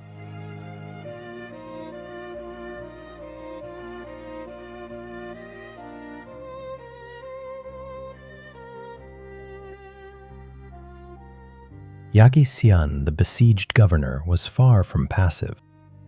Yagisian sent urgent appeals to the great Muslim powers of Syria for relief, and he made life inside the city hard for its considerable Christian population, whom he no longer trusted, expelling some and imprisoning others. Twice during the long siege, large Muslim armies marched to break it. The first, sent from Damascus, was intercepted by a Crusader foraging force at the end of 1097 and turned back after a hard fight. The second and more serious threat came in February of 1098, when the ruler of nearby Aleppo advanced with a substantial army to relieve the city. Bohemond, taking command, met it on a narrow strip of ground between a lake and the river, where the enemy's greater numbers could not be brought to bear all at once. Conserving his few precious horses, Bohemond handled the battle with great skill and shattered the relief force, sending it fleeing back to Aleppo. These victories kept the siege alive, but they did not end it, and they did nothing to fill the empty bellies in the Crusader camp. Relief for the besiegers came not by land, but by sea. The Crusaders held the nearby port of St. Sinian, and through it began to arrive the help that kept them in the fight. Ships from the Italian city of Genoa and a fleet from England put in at the harbor, carrying food, building materials, craftsmen, and tools. With these resources, the Crusaders at last began to tighten their grip on the city in earnest. They built fortified positions to block the gates that had remained open, raising siege castles opposite the bridge and the mountain approaches, and slowly choked off the routes by which Yaghi had been feeding his garrison. The road between the port and the camp was dangerous, swept by sorties from the city, and many died keeping it open. The supplies got through, and as spring of 1098 came on, the balance began very slowly to shift. Even as the Crusaders finally closed their ring around Antioch, far more terrible news was making its way toward them. The greatest Muslim power in the region, the ruler of Mosul in distant Mesopotamia, a formidable warlord named Kerboga, had been persuaded that the Frankish invasion was a threat too dangerous to ignore. Kerboga was gathering an army far larger than anything the Crusaders had yet faced, drawing contingents from across the Muslim East, and Kerboga was marching to crush them and relieve Antioch. If Kerboga reached the city while the Crusaders still sat outside its walls, they would be caught between the great fortress in front of them and an overwhelming army at their backs, pinned in the open and destroyed. The siege had become a race. The Crusaders had to take Antioch somehow before Kerboga arrived. After more than 7 months before its walls, they were no closer to breaking in by force than they had been in October. It was at this desperate moment that Bohemond revealed the scheme he had been quietly preparing. The walls of Antioch could not be stormed, but walls are only as loyal as the men who guard them. Bohemond had opened a secret correspondence with one of the captains of the garrison, a man in command of a section of the towers, who, for reasons of his own, fear, greed, a personal grudge against Yaghi, or some mixture of all three, was willing to betray the city. The Norman lord went to the other leaders with a proposal wrapped in a condition. Bohemond would get them inside Antioch, he said, but only if they agreed that the city would be his to keep afterward. The other princes, exhausted, frightened of Kerboga's approach, and unable to think of any better plan, reluctantly agreed, with the proud Raymond of Toulouse the most resentful of all, for Raymond saw exactly what Bohemond was doing and could do nothing to stop it.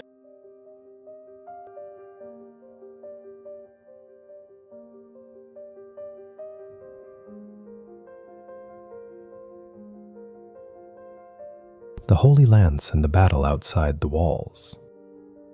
On a chosen night in early June of 1098, with Kerboga's vast army now only days away, Bohemond's secret ally inside the city prepared to open his towers to the Crusaders. The plan turned on a single man inside the walls, a captain named Firuz, who commanded a stretch of towers on the southern side of Antioch. Firuz's exact motives are lost, though the chroniclers suggested a grievance against the governor and a healthy interest in reward. In the darkness, a small party of crusaders crept up to the base of his tower, and a ladder was let down or raised against the wall. The first men climbed in near silence, secured the neighboring towers, killed the guards, and threw open a gate. Bohemond's banner was raised on the heights as the signal, and the crusaders who had been waiting in the dark poured into the city they had besieged for 8 long months. As dawn broke, the Crusaders surged through the streets of Antioch, and in the confusion and bloodlust of the breakthrough, they killed without much distinction between soldier and civilian, Muslim, and in the chaos, even some of the local Christians. The governor, Yagisian, who had defended the place so stubbornly, fled the city in the panic and was caught and killed by local people in the hills outside, his head carried back as a trophy. By the end of the day, the Crusaders held Antioch, but they did not hold all of it. High above the city, on the peak of the mountain, stood the citadel, a strong fortress in its own right, and into it had withdrawn a Turkish garrison under the dead governor's son. They slammed its gates and held firm. They had no time to deal with it. Only 2 or 3 days after the Crusaders broke in, the dust of an enormous army appeared on the horizon, and Kerbocha of Mosul arrived with the largest host the Crusade had yet faced. In a single stroke, the whole situation turned upside down. The besiegers were now the besieged. The Crusaders were shut inside Antioch, with Kerboga's vast army surrounding the walls, and the Turkish garrison still holding the citadel above their heads, able to sally down into the city at any moment. They had traded one trap for another, and the new one looked far deadlier than the old. Kerboga could have reached Antioch before it fell, and had he done so, he would have caught the Crusaders in the open and destroyed them. But on his march, Kerboga had stopped to besiege Edessa, Baldwin's new city, gambling that he could snuff out that Crusader outpost first and secure his rear. Edessa held against him for 3 weeks, and those 3 weeks were precisely the time the Crusaders needed to bribe their way into Antioch. Baldwin's controversial little adventure on the Euphrates, which the other leaders had grumbled about, had unwittingly bought the entire crusade its survival. Survival, though, was still very much in doubt. The Crusaders had taken a city that had nothing left to eat. The long siege had already stripped Antioch and its surroundings bare. Now the Crusaders inside found themselves starving all over again, worse than before, with no port to bring relief and no countryside to forage, hemmed in on every side. Famine returned with full force. Morale, already battered by months of misery, began to crumble entirely. Each night, soldiers lowered themselves over the walls on ropes and slipped away into the dark to escape. So common a sight that the chroniclers gave these deserters a mocking name: the rope dancers. The army that had conquered Antioch was visibly coming apart inside it. The most consequential desertion had happened just before the city fell, and it would have effects far beyond one man's reputation. Stephen of Blois, the wealthy and cultured count who had written such cheerful letters home to his wife, had fallen ill, or claimed to, and had left the camp shortly before Bohemon's coup. From a safe distance, Stephen watched Kerboga's gathering host, concluded that the crusade was doomed, and decided to go home. As Stephen made his way north, he encountered the Emperor Alexios, who was at that very moment marching south with an army to support the Crusaders, exactly the reinforcement they were praying for. Stephen told the emperor that the situation at Antioch was hopeless, that the Crusaders were surely already destroyed or about to be, and that there was nothing to be gained by going on. Alexios, a cautious man who had no wish to march his army straight into a catastrophe and lose it for nothing, believed Stephen. Alexios turned around and went back.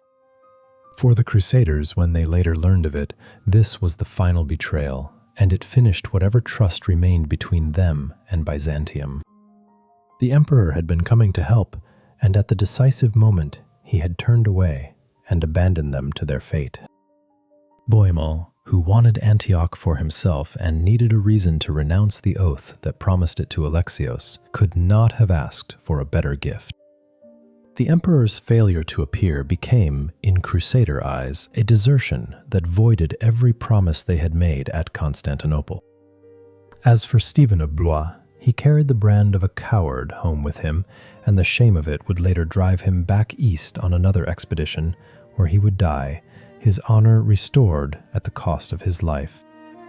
Inside Antioch through the middle of June, the Crusaders endured a misery that pushed them to the edge of total collapse. Carboga pressed his attacks against the walls and around the citadel, and the half-starved defenders threw him back again and again, but at terrible cost and with dwindling strength. There was savage fighting on the slopes below the citadel, where the garrison above and Carboga's men tried to link up and split the city in two, and the Crusaders, fighting uphill on empty stomachs, just barely held the line. The leaders met in grim councils, and even the boldest of them were running out of ideas. They were trapped, outnumbered, starving, and surrounded, with no relief coming and no obvious way out. Many believed the end was simply a matter of time.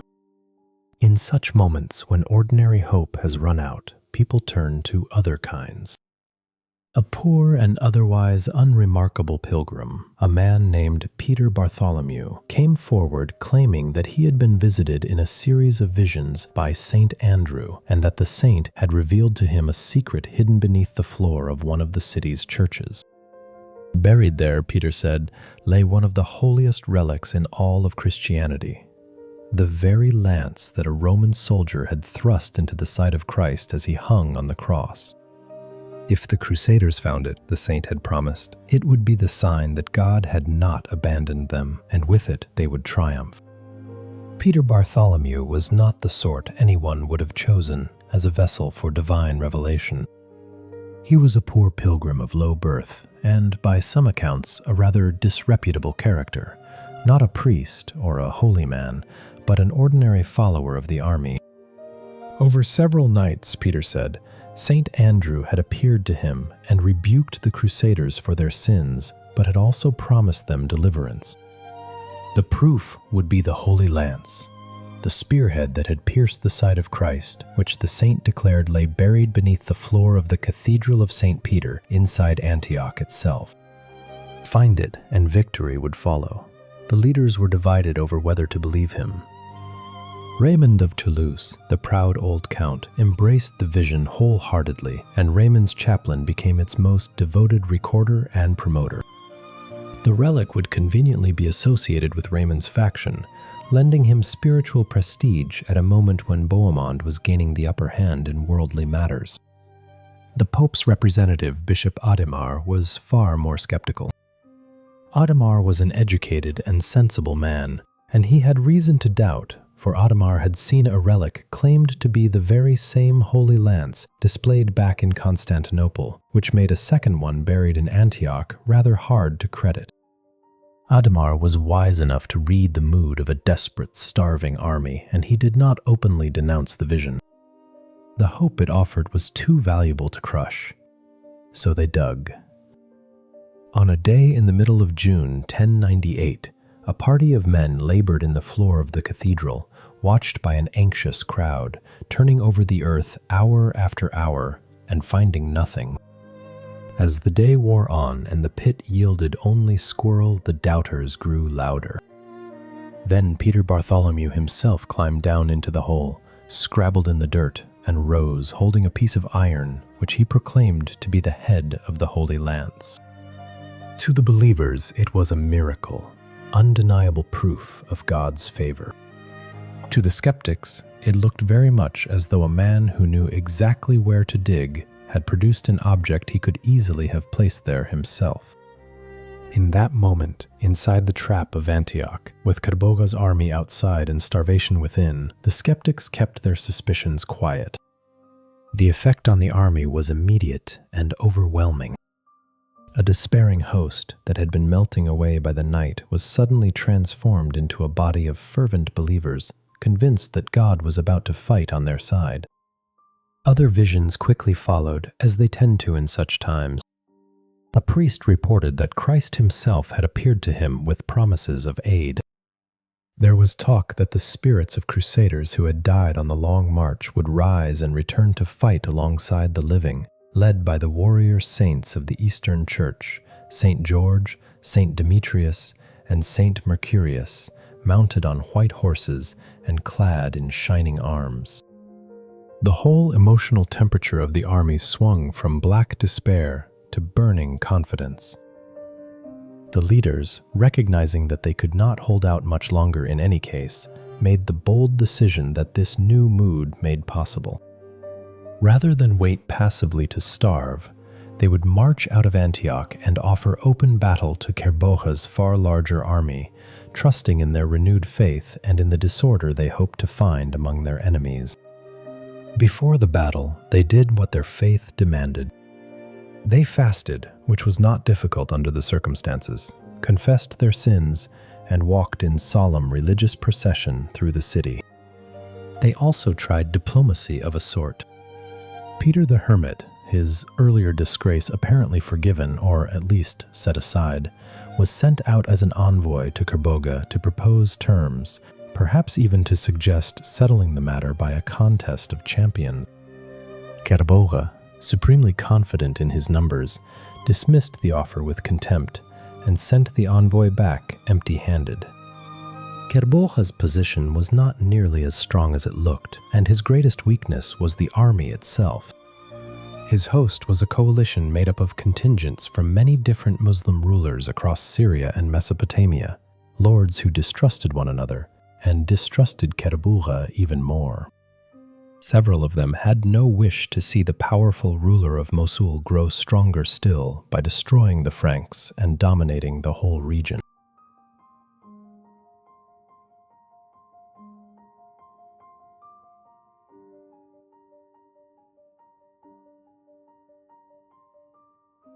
They had come because they had to, and they were watching for an excuse to leave. Kerboga had failed to win their loyalty, and his overconfidence made matters worse. On the morning of the 28th of June, 1098, the gates of Antioch opened and the Crusader army marched out to give battle. They came out in organized divisions, one after another, crossing the bridge over the river, with the various lords each leading a battalion, the priests in their vestments praying over them, and the holy lance carried aloft in their midst as a banner of God's favor. Most of them were on foot, for the horses were nearly all gone, and they were thin and weak from hunger. By any sober calculation, they should have been destroyed. Kerboga made his first mistake here. He could have attacked the Crusaders as they crossed the bridge, striking each division before the next could form up, but instead, perhaps wanting to lure them all out and annihilate the entire army at once, Kerboga let them deploy unmolested onto the plain. Once the Crusaders had formed their line, the battle unfolded with surprising speed. The Crusaders advanced steadily, and Kerboga's attempts to encircle them were met and held. Then the thing the Crusaders had hoped for came to pass. As the fighting developed, large contingents of Kerboga's allies simply withdrew from the field, the resentful emirs choosing this moment to abandon him rather than risk their men for his glory. Whether from this defection, the unexpected steadiness of the starving Franks, fires set in the dry grass, or the visions of warrior saints that the Crusaders swore they saw riding to their aid, Kerboga's great army lost its cohesion and then its nerve. The withdrawal of his allies became a general flight. The mighty host that had trapped the crusade broke and ran, abandoning its camp, its supplies, and its treasure. The half-starved crusaders, scarcely able to believe it, found themselves masters of the field. The victory was total and by every reasonable expectation impossible. The Turkish garrison, still holding the citadel above the city, watching Kerboga's army scatter across the plain, recognized that no help was coming and surrendered. There was an immediate and telling quarrel over to whom they should surrender, Bohemond or Raymond. It was Bohemond's banner that was raised over the citadel, a clear signal of who now truly held the city.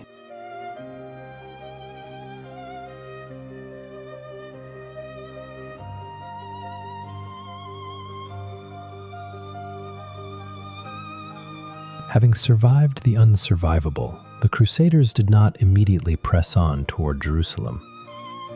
It was high summer, the season was brutally hot for marching, and the army was exhausted and depleted. The deeper cause of the long pause was a bitter dispute over a single question: Who would rule Antioch? Bohemont's claim was simple and self-serving. He had engineered the capture of the city through his secret arrangement with Firuz. The other leaders had agreed beforehand that it would be his if he got them inside. The Emperor Alexios, who had been promised the city under the oath sworn at Constantinople, had abandoned them at Antioch when he turned back on the road. Therefore, Bohemond argued, the oath was void and the city was rightfully his.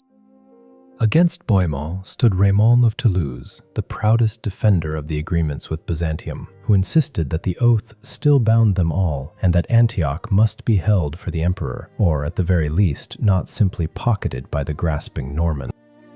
Raymond's motives were not purely high-minded, for Raymond held a few key positions within the city himself and had no desire to see his great rival become a sovereign prince. The two camps glared at each other across a divided Antioch, Bohemond holding the citadel and most of the city, Raymond clinging to the palace and the bridge, and the march to Jerusalem ground to a halt over the matter. The Crusaders sent word to Alexios, inviting him to come and take possession of the city in person, and thereby settle the argument. The emperor, ever cautious and now thoroughly distrusted by the Westerners, did not come. His delay, whatever its reasons, played directly into Bohemond's hands. Every month that passed without the emperor appearing made it easier to argue that Byzantium had forfeited its claim. The leaders also wrote to Pope Urban, the man who had started it all, reporting their astonishing victory, begging him to come east himself to lead them on to Jerusalem, and asking him to resolve the question of the church in their newly conquered lands.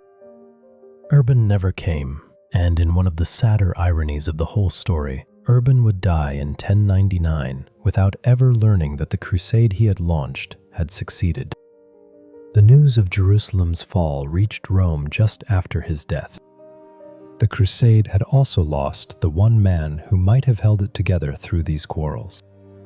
Bishop Adhemar of Le Puy, the Pope's representative, the wise and respected mediator who had calmed disputes, steadied morale, and given the expedition a unifying voice, died on the 1st of August 1098, carried off by an epidemic that swept through the Crusader ranks in the unhealthy aftermath of the siege. His loss was incalculable. Adhemar had been the closest thing the Crusade had to a neutral leader whom all the proud lords would heed, and without him, the rivalries ran unchecked. The disease that killed Adhemar, probably typhoid bred in the filth and crowding of the long campaign, killed thousands of others as well. For a time it scattered the army, the leaders withdrawing to different towns to escape the sickness and to keep their men fed. That scattering became predictably another round of land grabbing. Rather than concentrate on Jerusalem, the leaders spent the autumn and early winter of 1098 capturing and garrisoning towns in the region around Antioch, extending their holdings, installing their own men, and, in Raymond's case, even setting up a Latin bishop in a captured town to strengthen his position. Each lord was quietly building a base of power in Syria, hedging against the possibility that the real rewards of the crusade lay not in distant Jerusalem, but right here in the rich lands they had already conquered. It was the ordinary crusaders who saved the expedition from dissolving into a squabble of petty lordships. The common soldiers and the poor pilgrims who made up the bulk of the host had not crossed a continent, buried their friends in the desert, and starved through the siege of Antioch in order to watch their leaders haggle over Syrian towns. They had come for Jerusalem, and their patience was running out. Through the autumn and winter, their anger grew louder and more dangerous. They began to threaten that if the lords would not lead them onward, they would choose a leader of their own and march without them. In some accounts, they swore to tear down the very walls of the disputed towns, even of Antioch itself, reasoning that if there were no fortress left to fight over, the leaders would have nothing to quarrel about and no excuse to stay.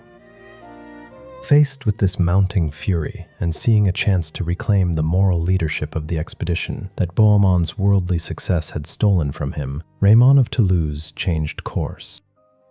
If Raymond could not have Antioch, he could at least be the man who led the faithful to the holy city, and that prestige might prove worth more than any single town.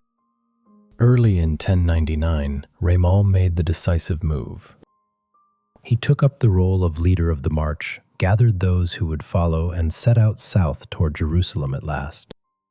To shame the others into joining, Raymond is said to have walked at the head of the column as a humble pilgrim. The strategy worked. Godfrey, the two Roberts, Tancred, and the rest, unwilling to be left behind and to surrender the glory of the final triumph to Raymond alone, fell in and marched south too. One man did not. Bohemond stayed behind. Bohemond had what he had come for, a great city and the makings of a principality of his own, and he had no intention of risking it by marching off to Jerusalem. The most brilliant soldier of the Crusade, the man whose cunning had taken Antioch and whose generalship had broken Kerboha, dropped out of the Holy War at the threshold of its goal to become the ruler of Antioch, founder of the Second Crusader state. His ambition had been satisfied. The pilgrimage could continue without him.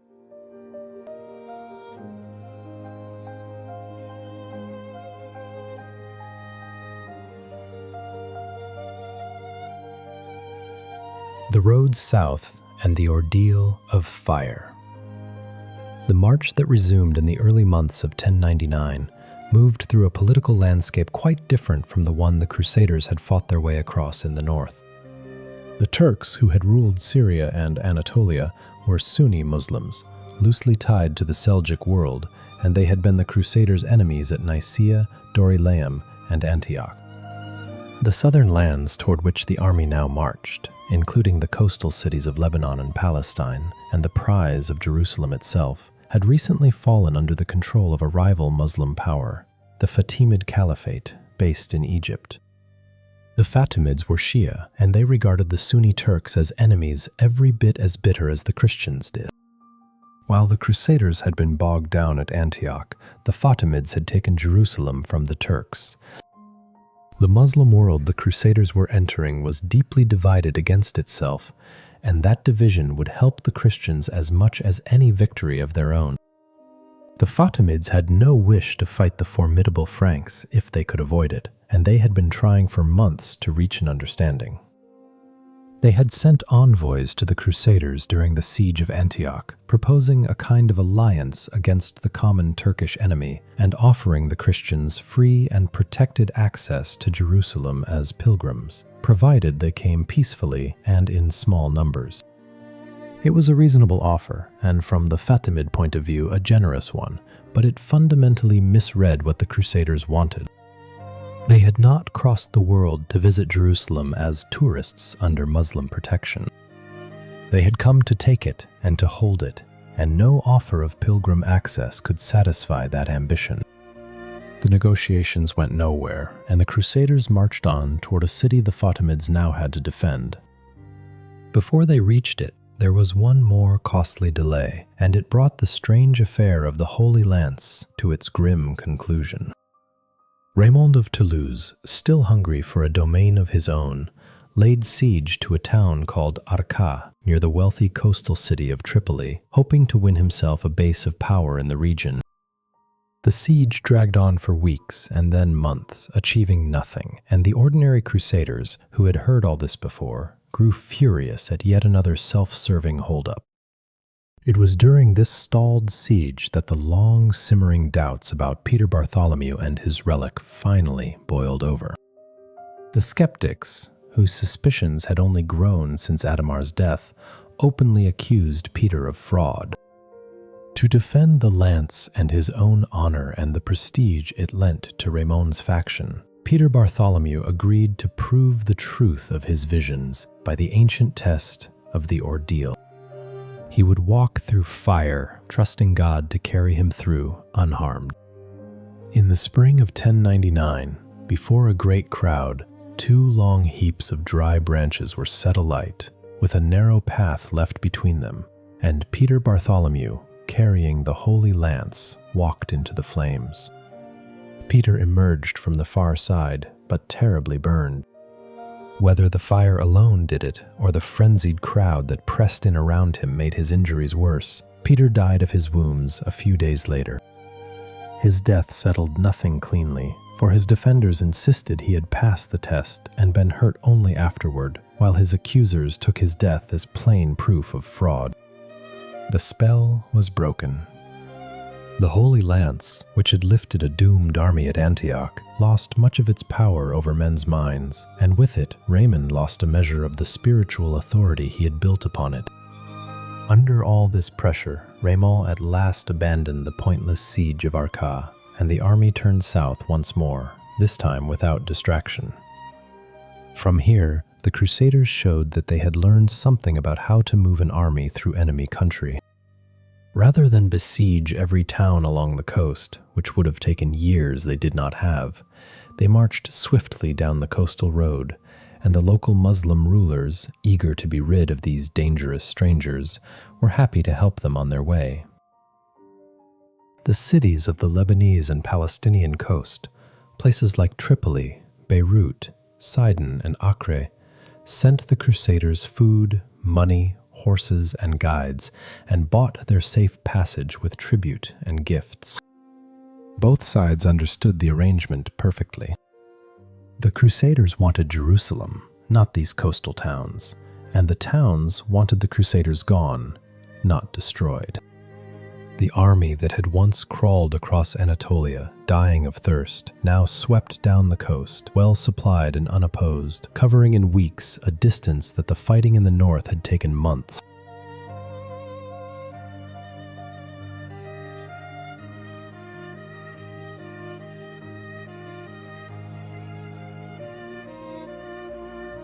As they neared their goal, the Crusaders turned inland from the coast, leaving the easy road for the rougher hill country that led up to Jerusalem.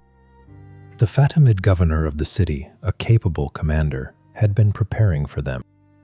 He strengthened the walls, laid in supplies, brought in a strong garrison, and, knowing that the summer would be the Crusaders' enemy, he set about destroying or poisoning the wells and cisterns in the countryside around the city, so that any besieging army would find itself parched in the dry heat. He also, as a precaution, expelled or restricted the local Christian population, fearing they might aid the attackers from within. On a day in early June 1099, the army crested the last ridge on the road from the coast. There before them, after 3 years of marching, fighting, starving, and dying, after some 2,000 miles of road that had begun in the fields of France, lay the city of Jerusalem. Hardened soldiers wept openly. Men fell to their knees and pressed their faces to the ground. Many took off their shoes to walk the last stretch barefoot as humble pilgrims approaching a holy place. The hill from which they first glimpsed the city was given a name that meant the Mount of Joy. The host that gazed down on Jerusalem that day was a shadow of the great movement that had set out from Europe. Of the tens of thousands who had taken the cross, who had marched through Hungary, gathered at Constantinople, and crossed into Asia, only a fraction now remained. Disease, battle, hunger, desertion, and the long detours of ambition had thinned the ranks until perhaps no more than 12 or 13,000 fighting men stood before the walls, with a tail of pilgrims and non-combatants behind them. They were few. They were far from home.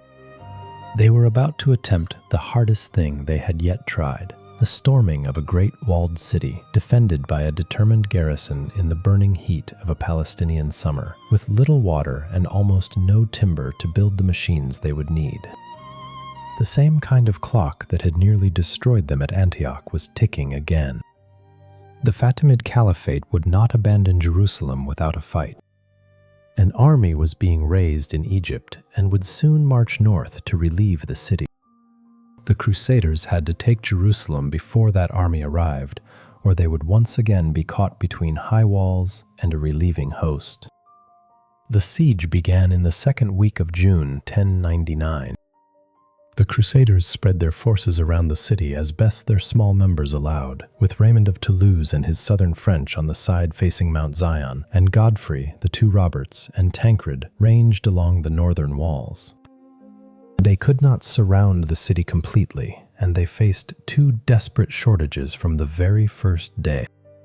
The Fatimid governor had ruined the wells and cisterns for miles around, so the Crusaders, sweltering in the dry heat of a Palestinian June, suffered terribly from thirst, sending parties far afield to fetch water and losing men to ambush as they did. Worse still, for an army that needed to break into a walled city, the country around Jerusalem was nearly bare of trees. Without timber, there could be no siege towers, no battering rams, no catapults, and without those, the walls were unbreakable. They tried anyway, too soon. In the middle of June, after only a few days, the Crusaders launched a hasty assault with the little equipment they had managed to throw together, including a single scaling ladder. It was hopelessly inadequate. The defenders beat them back easily, and the failure made plain that there would be no quick victory by courage alone.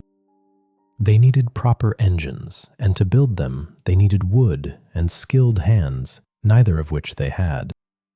Salvation arrived, as it had at Antioch, by sea. A small fleet of Genoese and English ships put in at the port of Jaffa, carrying not only food and supplies, but craftsmen, tools, ropes, nails, and timber. The Crusaders stripped the ships themselves for their wood, and parties ranging deeper into the hills found stands of trees that the local defenders had missed. With these materials and the expertise of the sailors and engineers, the army set to work building the machines that would decide the siege. Over several weeks, they constructed two great wooden siege towers, tall enough to overtop the walls, along with a battering ram and stone-throwing engines.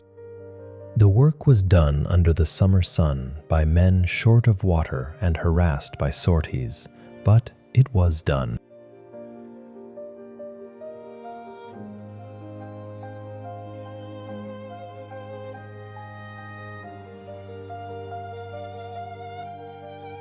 Before the final assault, the Crusaders turned once more to their faith. A priest reported a vision in which Bishop Adhemar, the beloved leader who had died at Antioch, instructed the army to fast and then to walk in procession around the walls of Jerusalem. And if they did so in true devotion, the city would fall within days. On the 8th of July, the entire host, barefoot and carrying their crosses and relics, walked in solemn procession around the city, while the defenders lined the walls and jeered at them and mocked their symbols. The procession ended at the Mount of Olives, where Peter the Hermit and others preached, and where the quarreling leaders, Raymond and Godfrey and the rest, were urged to set aside their rivalries and stand together for the final effort. For once, they did. The decisive assault came in the middle of July. On the night before, the Crusaders moved their great siege towers into position, and there was a clever piece of misdirection, Godfrey's tower shifting under cover of darkness to a stretch of the northern wall that the defenders had left less heavily guarded. At dawn, the attack began in earnest and went on through 2 brutal days. The Crusaders pushed their towers against the walls under a storm of arrows and stones, while the defenders hurled down fire, flaming pitch, and naphtha that clung and burned, trying to set the wooden towers alight. The fighting on the southern wall, where Raymond pressed his attack, made little headway against the strong defenses there. On the north, on the 15th of July, Godfrey's tower at last ground up against the rampart.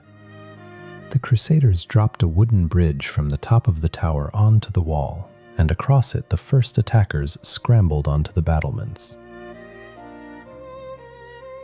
The chroniclers preserved the names of the first knights over, 2 Flemish brothers, and Godfrey himself was soon among the men, gaining a foothold on the wall. Once a few Crusaders held a stretch of the rampart, they fought their way along it, cleared a path, and threw open one of the city gates. Through it, the rest of the army poured into Jerusalem, and the defense, which had held so stubbornly for so long, broke apart. The Fatimid governor and his personal guard fell back to the citadel, the strong tower by the western gate, and there he negotiated his surrender to Raymond, handing over the tower and a great sum of treasure in exchange for safe conduct out of the city for himself and his men. He and his guard were among the very few who were allowed to leave alive.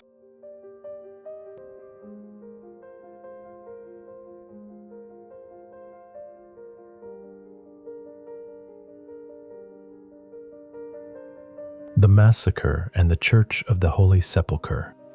The city had fallen, and what happened next has darkened the memory of the First Crusade for nearly 1,000 years. The Crusaders, after 3 years of suffering, after the desert and the sieges and the deaths of so many of their companions, and now, whipped into a frenzy by victory and by their belief that they were reclaiming the holiest place on earth, fell upon the inhabitants of Jerusalem and slaughtered them. They killed Muslims and Jews, fighting men and unarmed civilians, the old, the women, and the children, through the streets and houses of the city. Many of the Muslim inhabitants had taken refuge on the Temple Mount, in and around the Great Mosque, and there they were cut down in large numbers. The Jewish community of Jerusalem gathered in their synagogue, and it was set ablaze with them inside. The Crusader chroniclers themselves described the killing in terms so extreme, blood flowing through the streets, that later readers struggled to believe them. Modern historians still debate how many thousands truly died and how much the numbers were exaggerated by writers eager to convey the totality of the conquest. What is not in doubt is that a massacre took place, indiscriminate and prolonged, and that it shocked even some who heard of it at the time. Then the Crusaders did a thing that captures the strange and troubling heart of the whole enterprise.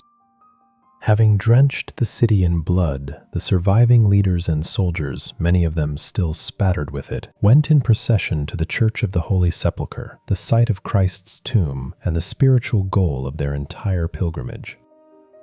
There they wept and gave thanks to God and prayed in joy and gratitude for the mercy that had brought them to this moment.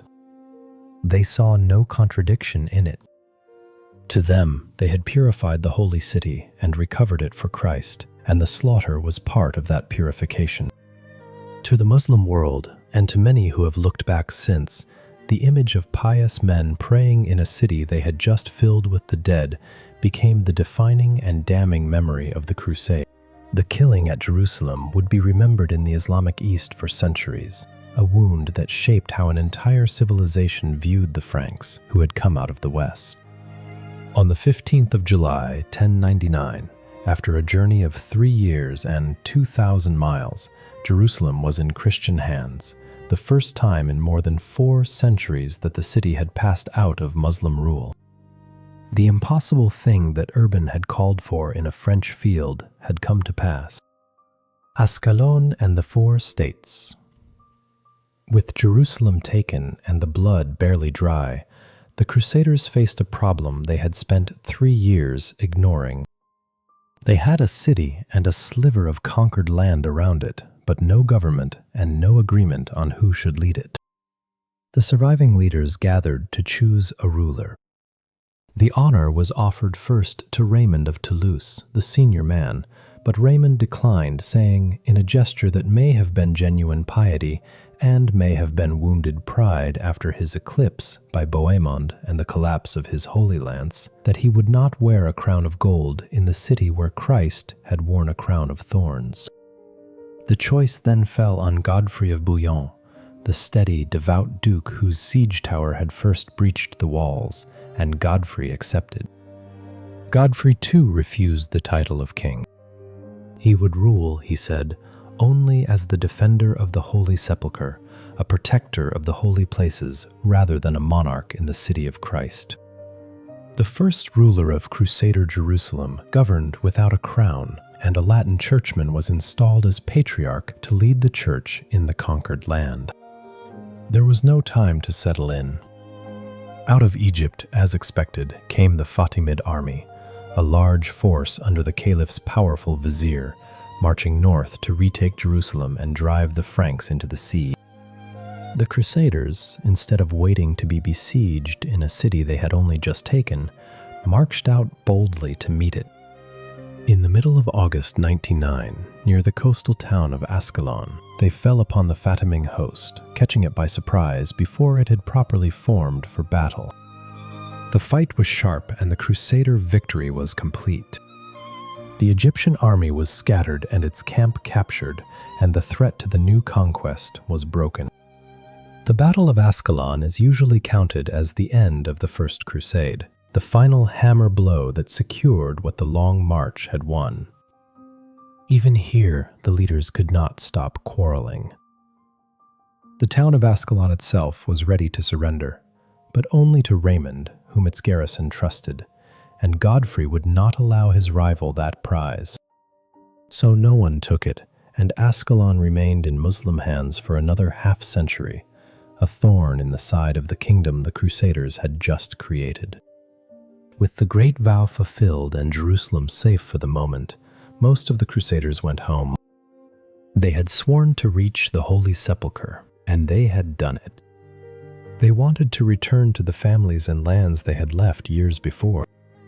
The two Roberts of Normandy and Flanders turned back toward Europe, as did Raymond eventually, by way of Constantinople. Only a few thousand chose to remain and hold the new conquests, a tiny Latin garrison clinging to a strip of hostile territory at the far end of the world. Godfrey did not live long to defend his city. Godfrey died in the summer of 1100, only about a year after the conquest, and his death raised at once the question he had tried to avoid. His brother Baldwin, the same ambitious younger son who had carved out the county of Edessa, came south to claim the inheritance, and Baldwin had no scruples whatsoever about crown. Baldwin was crowned the first king of Jerusalem, and, under Baldwin and his successors, the conquest became a true kingdom, with a royal court, laws, coinage, and all the machinery of a medieval state transplanted improbably into the Near East. That kingdom was one of 4 Latin states that the First Crusade left scattered across the eastern Mediterranean, a region the Westerners came to call simply the land beyond the sea. There was the county of Edessa in the north, Baldwin's first creation. There was the Principality of Antioch, the domain Bohemond had schemed so hard to win. There was the Kingdom of Jerusalem in the south. There would soon be a fourth, the county of Tripoli, established along the coast by Raymond of Toulouse and his heirs in the years that followed. Together, these states made up a Latin Christian presence in the Muslim East that would endure, in shrinking and embattled form, for nearly 2 centuries, until the last of them was extinguished with the fall of Acre near the end of the 1200s.